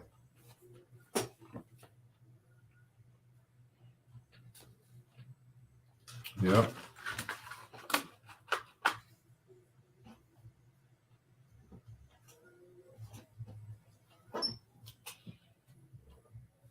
Yep. Everybody does, sir.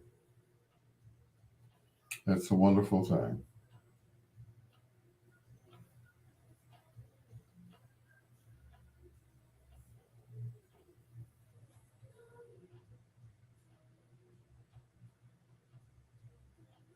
There's no need to leave when the party's over. You can stay, girl.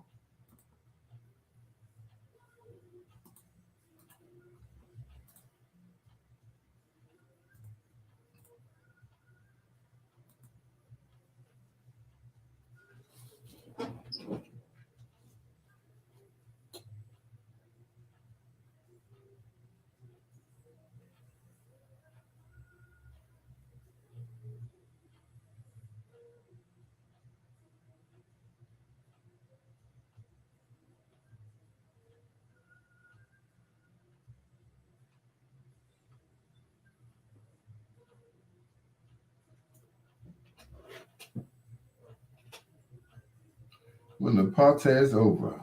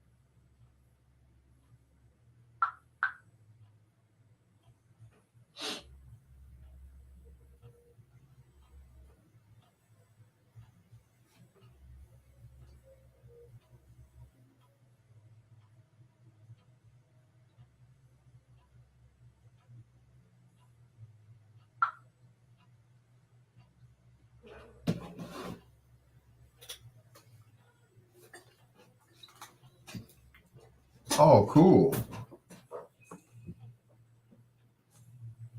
Alabama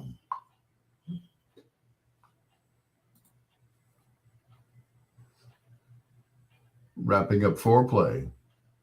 Alexander O'Neill.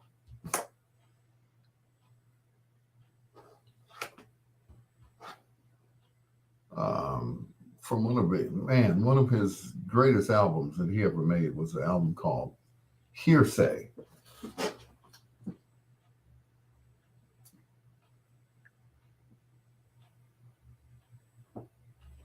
Ah, all right. Let me do some adjusting here. Okay, there we go. Okay. Name of the album was called Hearsay. It was produced by Jimmy Jam and Terry Lewis. It contained the hits Sunshine, um, Fake, of course, was in that album. Just about everything we just heard was on that particular album. Great album. Hearsay was the name of it. And I love the album from from the beginning to the end. I mean, every song on there was a jam, you know. What can I do to make you love me? I mean, and it just each song blended into the next song and just beautiful. And the second side was like a slow jam party. You just put that side two on of the LP or the last 4 or 5 cuts on the CD, and that was it. Just let it roll. Just let it roll. She's a fake baby. Love that album. Hearsay. That was the name of the album. Foreplay, of course, the name of the segment here on Bedtime Stories, featuring the music of Alexander O'Neal. This song always brings me to tears, just like that Chapter 8 song that I played earlier. We'll try not to listen to it. Here's 2 more in the row from Alexander O'Neal. This is Sentimental.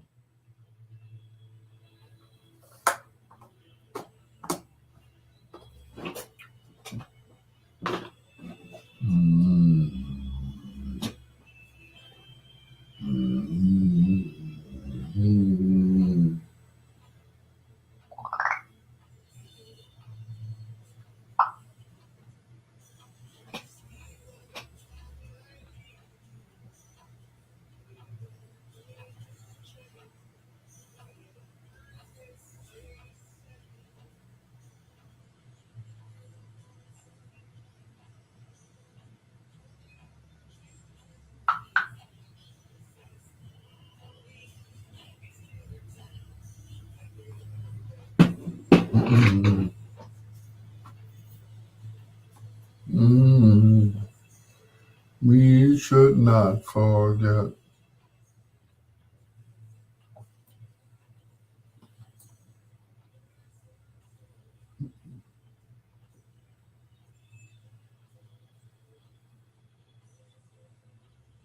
I get sentimental thoughts.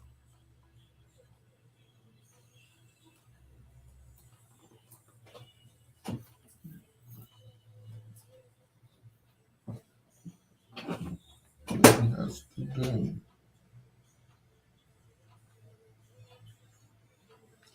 But our age got in the way.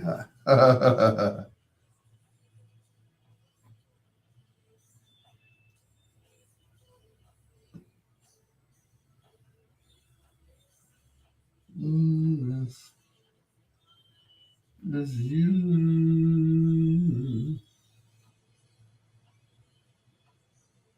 We should not forget.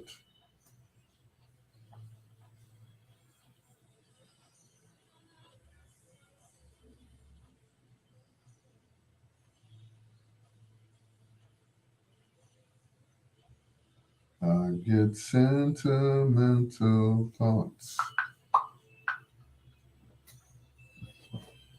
Ooh, baby, wonderful. That's what you are.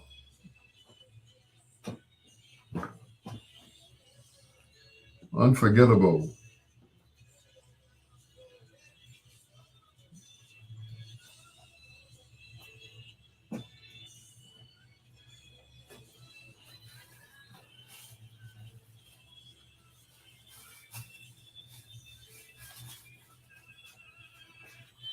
Play Jimmy.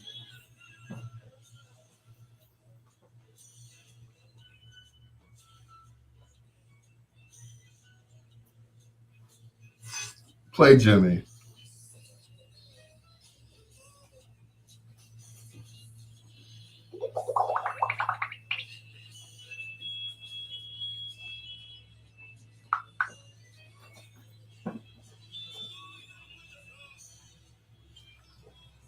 get sentimental.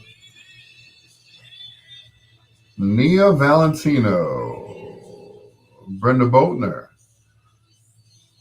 Uncle Phil. Mm-mm-mm-mm-mm-mm.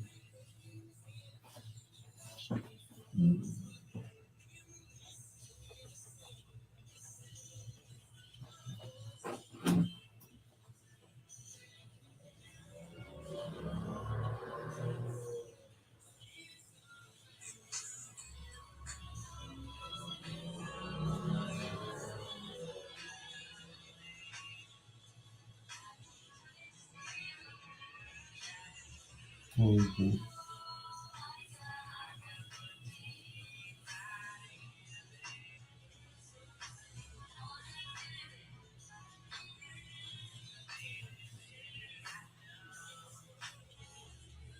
Good sentimental thoughts.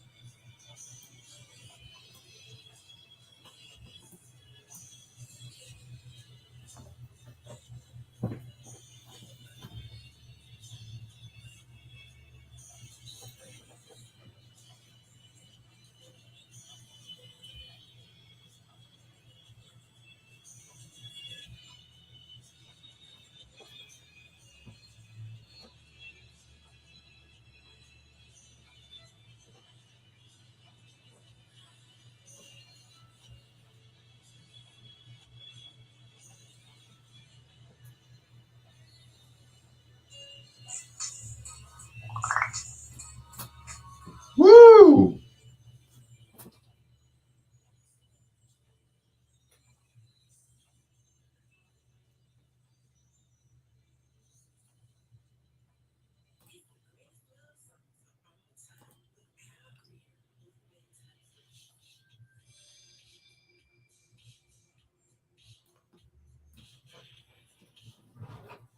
Woo! A broken heart.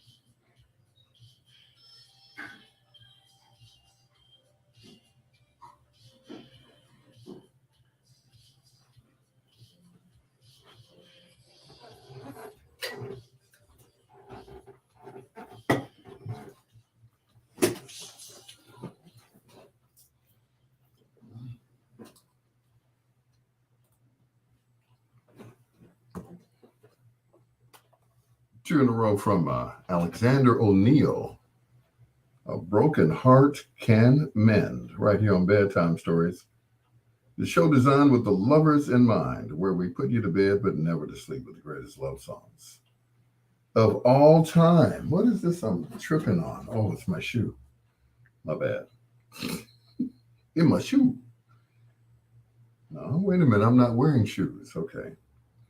Tony Bosley, what's going on, sir? I made a comment earlier. Let's see now.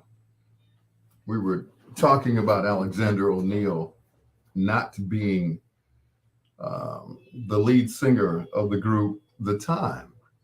And I mentioned Morris was from Peoria. He's actually from Springfield. Thank you, Tony Bosley. He said, I thought Morris Day was from Springfield. I said Peoria. Now, who's from Peoria? That's what I want to know. Who was I thinking about who was from Peoria? I don't know. But anyway, you're absolutely right. I had to look it up myself. I'm like Peoria. I think Ludacris is from Peoria. How he got in Atlanta, I don't know. But anyway, you know, every now and then I'm wrong. Okay, Ludacris. I'm looking this up on the air as we speak.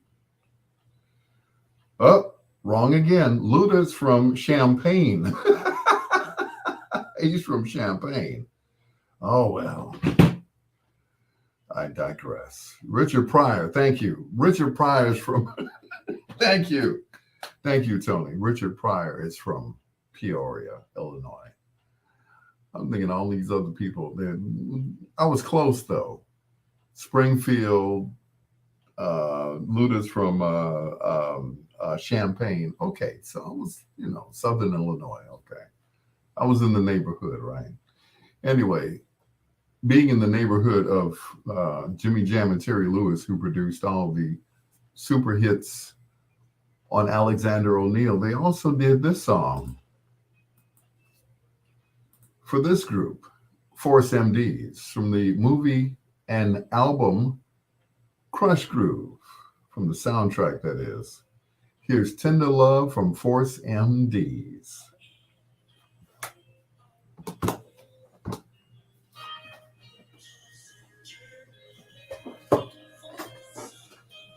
Tenderloin.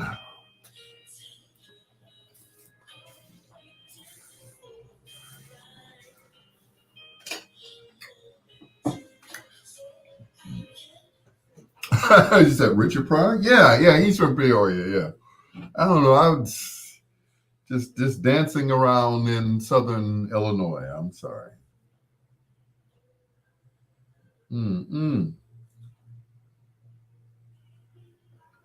If you look at pictures of Luda when he was younger, he looked kind of, he looked hip-hop-ish back then.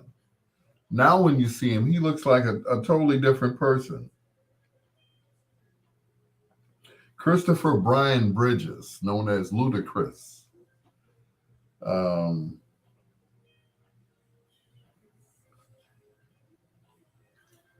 Back then he was, really radical. I guess he had to be. Thank you. Thank you, Tony. He said they're all from Southern Illinois. Okay, thank you. I was like, okay, no, Morris is not, okay. I stand corrected. I was in the neighborhood, though. Can't fault me for that. I was in the neighborhood.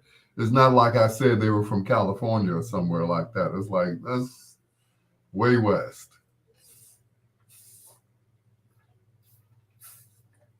Way west. Yeah. But according to Morris's story, he went to visit an aunt, I think in Minneapolis, and they never went back home. That's what he said. So he ended up, in Minneapolis. So interesting.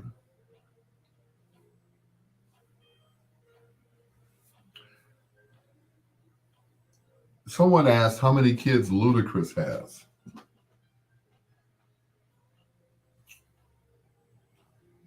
He has 4 daughters.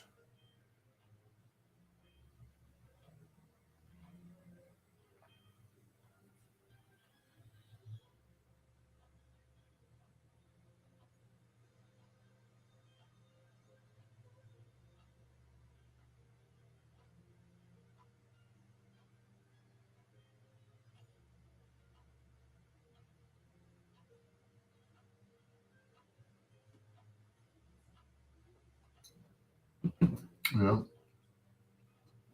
What do Ludacris and Sly Stone have in common? Tony, I'll give you a few minutes to mull that over. What do Ludacris and Sly Stone have in common?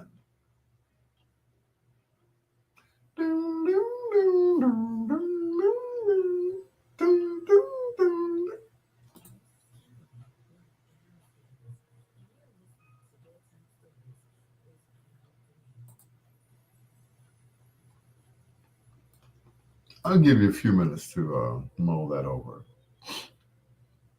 And if anybody else knows the answer, go ahead. Feel free to blurt it out. Feel free to blurt it out.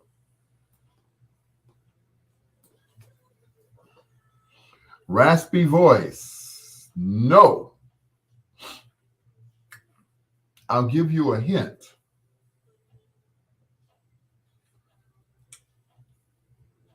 Before they were performers, they were in the same profession.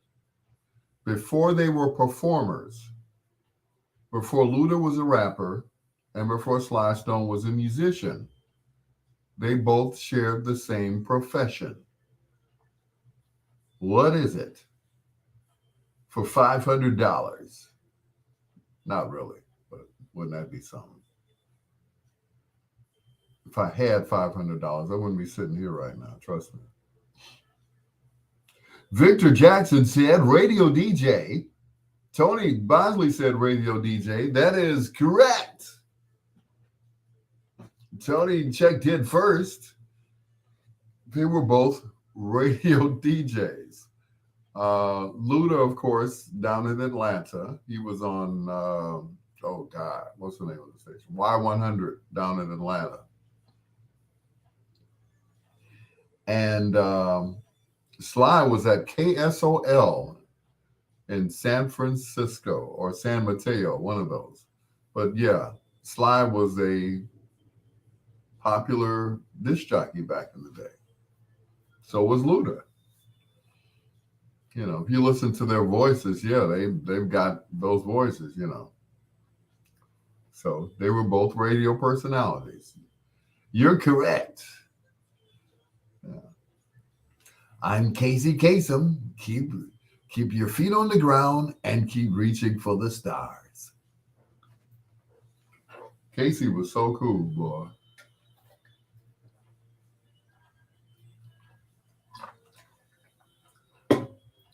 Casey's top 40. You know. But yep, they were both jocks. They were both jocks on the box. Yeah. So, yeah. As a matter of fact, Sly used to play his own records on his radio show. And Sly made a few radio jingles for the radio station. So, if you look Sly up on YouTube and put in, you know, Sly Stone at KSOL, you'll hear some of his air checks. He was really very good. So, yeah.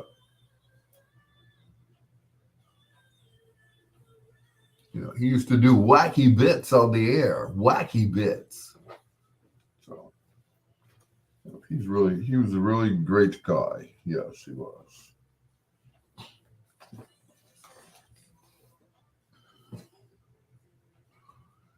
I know, right? Philadelphia Freedom was always the number one hit on the countdown. That's funny, you know. And for the third week in a row, it's Elton John and Philadelphia Freedom.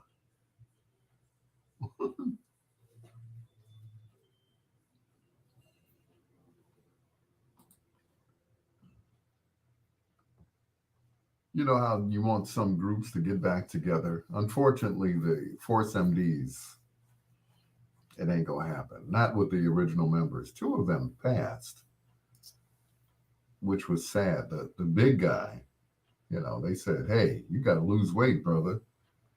No, but he had a great voice and was a excellent rapper. And of course, the lead singer, he passed as well.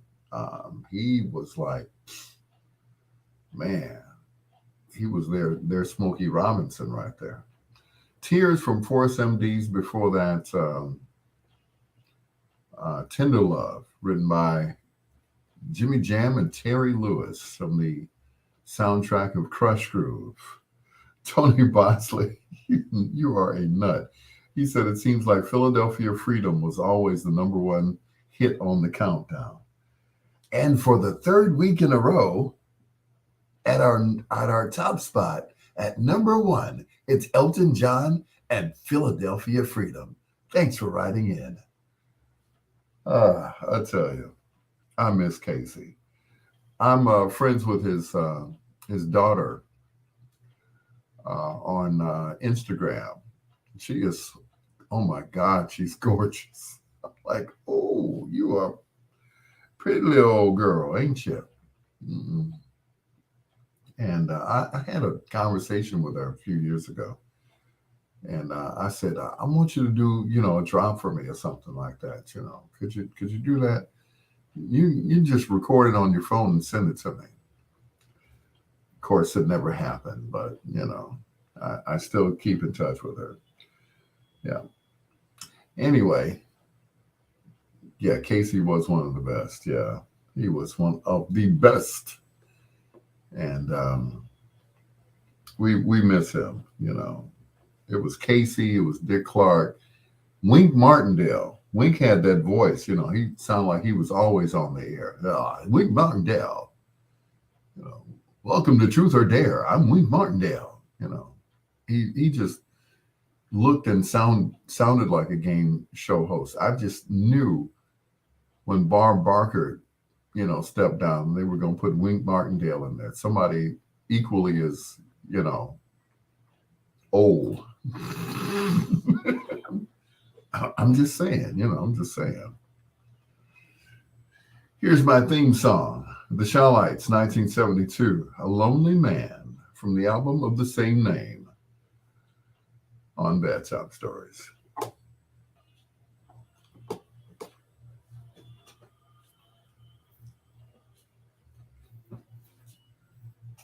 You better let me tell you.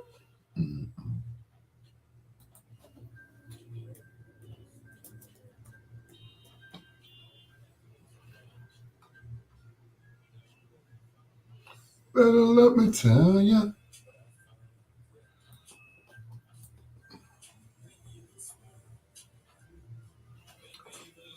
It's wild that there's a game show host and an NFL coach with the same name. Martindale? Is that what you're saying? Jay Lewis, nice show tonight, brother. Thank you, Jay Lewis. Where you been, man? Where you been? I got to tell you, you know, that's funny because I remember we had a meeting at WGCI and Tom Joyner had left. I know, right? Wink Martindale. There you go. Which is probably not his real name, Wink, because Wink's name is not even Wink. But anyway, we were having a meeting and Tom Joyner just happened to be in town. You know, sometimes he would voice track his show here in Chicago at ABC down at WLS. And he just happened to be in town. And he stopped by. We were having a meeting at GCI. We would have a meeting every 3 months, every quarter to discuss the ratings. And I didn't think Mr. Joyner even liked me. I remember my first day at work. I had taken over for Herb Kent, and I was on Dusty Radio 1390. And I was so excited. I'm like, wow, because I could look next door, and there was Tom Joyner doing his show. He was voice tracking before it was, popular. So I said, let me pop next door and speak to him, remind him of who I was. I said, Mr. Joyner, you probably don't remember me, but I interviewed you back when I was in high school in 1977. He looked at me. He's like, man, fuck you. It's like, well, you have a nice day, Mr. Joyner. I guess you're not feeling well today. I was, I turned into Shirley Temple on his ass, You have a nice day too. And I walked off. I went, went to another part of the radio station, and I told Jackie Hasselrig, of all people, what had happened. She said, well, first of all, Al, Tom hates to be disturbed when he's doing his show. He doesn't allow anybody in the studio. We know not to go in there unless it's an engineer fixing the microphone. He doesn't even want the traffic people to come in with the logs or anything like that. I said, oh, okay. And second of all, he does not want to be reminded of how old he is. I was like, oh, okay. So every day until the time that he stopped coming to the station, I would always tease him. If he was outside of the studio only, I would not go in the studio. That was off limits. I understood that. So I would not go into the studio and disturb him. But if he was outside of the studio and at the water fountain cooler thingy, I'd be like, "Ooh, Mr. Joyner, that cup looks awfully heavy. You want me to carry that for you back to the studio?" And his answer was always, "Hey, man, fuck you." Okay. He'd be coming out the bathroom. "Mr. Joyner, you want me to help you back to the studio? That door is heavy."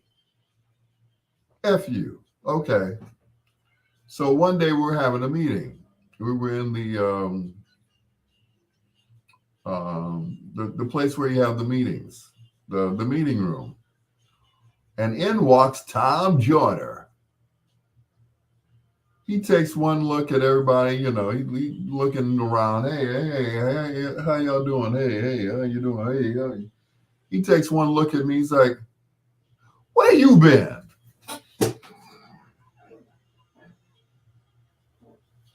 I was like, okay, maybe you don't remember me harassing you, sir, but I didn't say anything. I was just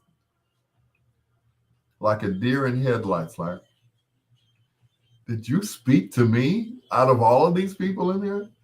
He singled me out. Where you been? I'm like, oh, Lord. I was like, wow, that is so cool. And once again, I didn't think he thought anything of me. I guess he thought I was a clown or something, But I was young. I was young and I was cocky. Yeah, I was a cocky disc jockey. I was young, dumb, and full of energy. So, I thought I was the stuff, boy. Woo, boy, I thought I was. You couldn't tell me nothing. I thought I was bad. here I was, the youngest DJ in there. I was 30 something. You know, I was good looking, still had all my teeth and hair. Anyway, and I just thought I had just taken over from Herb Kent. Herb left to go to V103 to do 2 days a week, Saturday and Sunday. And I just, man, you couldn't tell me nothing. You know, I was like, I replaced Herb Kent. I'm a bad man. Good God.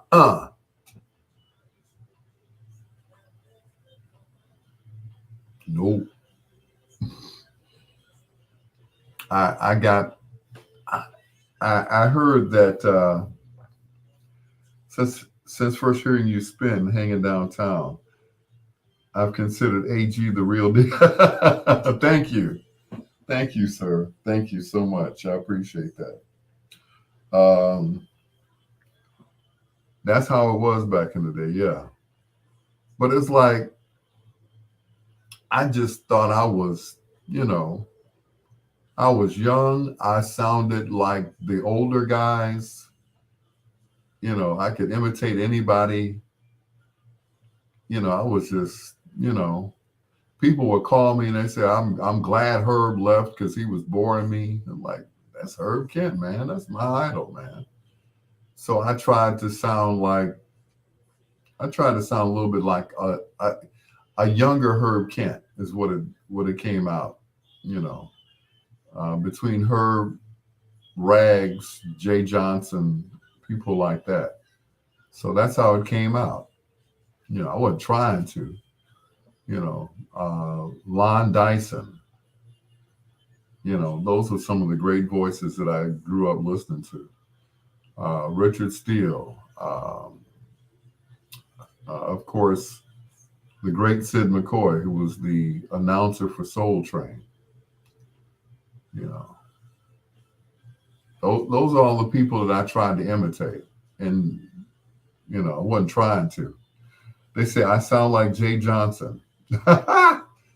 Jay has got that voice. He's, you know, it's not a put on voice. It's like I called him one day. He said, yes. I said, may I speak to Jay Johnson? Yes, speaking. Is this Al Greer? Yes, sir, it is. Al Greer. And how are you? I'm fine, Uncle Jay. How are you, sir? I'm just dandy. Just sitting here waiting on your call. No, you weren't waiting on my call. Shut the fuck up. You're not waiting for me to call you. He said, man, it's good to hear from you. I said, well, thank you. Him and Rags sound almost alike. Jay and Rags, just, you know, ever loving Rag man. Rags is a little bit higher. Jay is like right in the middle, but, you know. But you said, but different on the radio, though. E. Rodney Jones was copied to my old Bell and Howell. Whoa. I had a Bell and Howell reel to reel. My dad brought it home from school. That was my first reel to reel. I thought I was doing it, baby.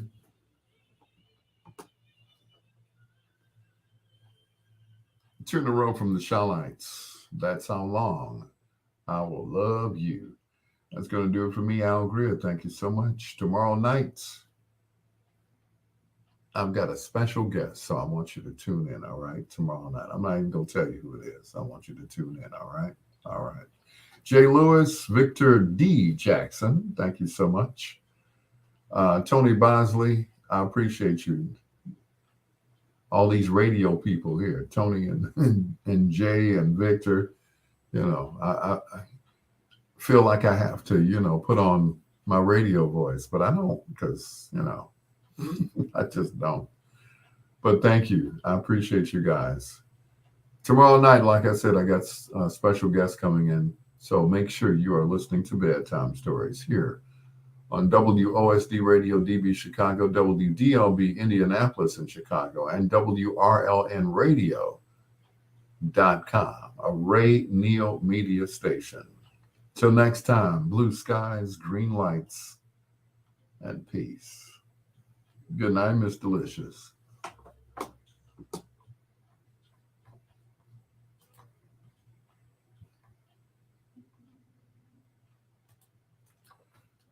And good night to everyone. Blessed to be back. I'm there tomorrow. Where did you go? I'm glad you're back. Wherever you went. Evan Luck, oh my God. Evan was in a class all by himself. I never will forget. I can remember this like it happened yesterday or last night or whatever. Evan Luck was on GCI overnights. And I remember coming out of the commercial breaks, they had to talk, no matter how short the intro was. And of course, all of us are familiar with Portuguese Love by Tina Marie, right? So coming out the stop set, he had to talk. He had to say something. This joker comes out of comes out the spot, plays the last spot. He comes in, there's no intro on it. It's just and then she starts talking, right? He comes out of there, he says, WGCI. He was done. I was like, oh, hell no. Back that up. That was it. He came out, he said, WGCI. I'm like, this white boy got some soul. I couldn't believe it. I was like, dang. How bad is he? Who comes up with that stuff? What? I was through, Troy. WGCI. 107.5. 107, what did they say? Were they saying 0.5? 107.5. WGCI. It's Evan Luck with Rick James. It's just breathy, I'm like, dang, he is just so cool. Recovering from a massive heart attack. Oh, shoot. A year of lifestyle changing, but foreplay won't leave me alone. I heard that. He did that. Yeah, he did that at the top of the hour. Evan was just so smooth. It was like, I had never heard anything like it. And when I met him, it's like, just plain old regular white boy. But he was just on the air. You couldn't tell. You could not tell if he was black, white, whatever. Now, Armando, he had a slight accent. You could always tell Armando was, Hispanic. You're with Armando. It's like he said, like he would say his name, Armando. It's like, Hispanic. But that didn't stop Armando from having the most popular show on the radio station. I don't care who was doing mornings. Armando, everybody wanted to hear Armando on the weekends, especially on BMX, The last hour of Saturday Night Live, Ain't No Jive Dance Party, is brought to you by whatever. And Armando is in the mix right now. It's Kenny Jammin' Jason on WBMX Oak Park, Chicago. And it was like, dang. Bob Wall was trying to be smooth. Bob Wall who also was the voice of the station. I didn't know. You know, all the promos. Bob was on all of the promos. The Card of Gold, only from 107 and a half FM, WGCI. That was Bob Wall. I'm like, remember the Card of Gold? It was like a promotion where you could go into some place and they would give you, 5, 10, whatever percent of discount for just, presenting the Card of Gold. Well, I was in charge of sending those out to people, mailing them out to people. The Card of Gold. That was part of my interning duties. So it's like, wow, this is cool. I thought I was doing it big, boy. I was mailing out. Did you get your Card of Gold for me? And Richard Steele, I'm gonna let you guys go. Wali Muhammad was another excellent, smooth voice, everything. Just the nicest brother, and I'll tell you about that later. But Richard Steele gave me some advice once. And at the time, I really didn't want to hear it. I didn't want to hear what any old person had to say about radio.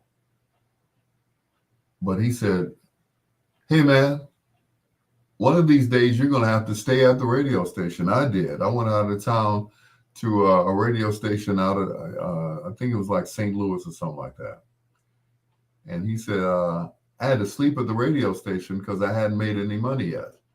So I slept at the radio station for almost a month. I said, what? He said, yeah, I had to sleep at the radio station. I said, oh, okay.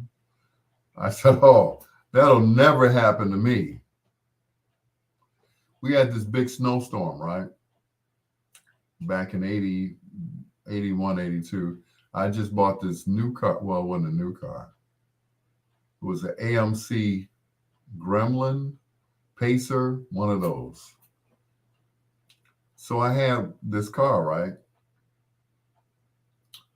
And I'm leaving the radio station, signed off everything else.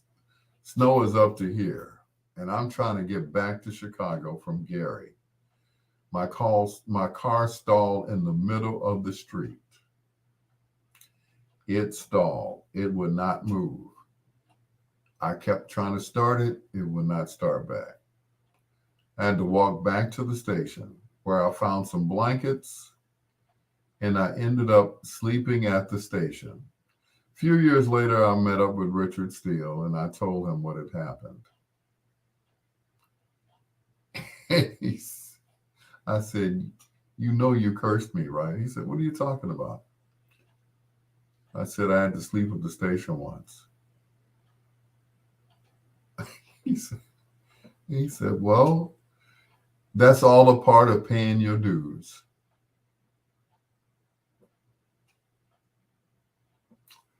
Richard Steele, also known as Richard Slaughter. Hope to talk to you soon, sir. WIDB in Carbondale. Were you down there with Mark Allen? Because you used to stay at my Lake Street apartment. Get out of here. Anyway, let me get out of here, guys. Thank you so much once again. These be some of the best conversations right here. Talk to you tomorrow night here on Bedtime Stories. Really appreciate you guys. A whole bunch.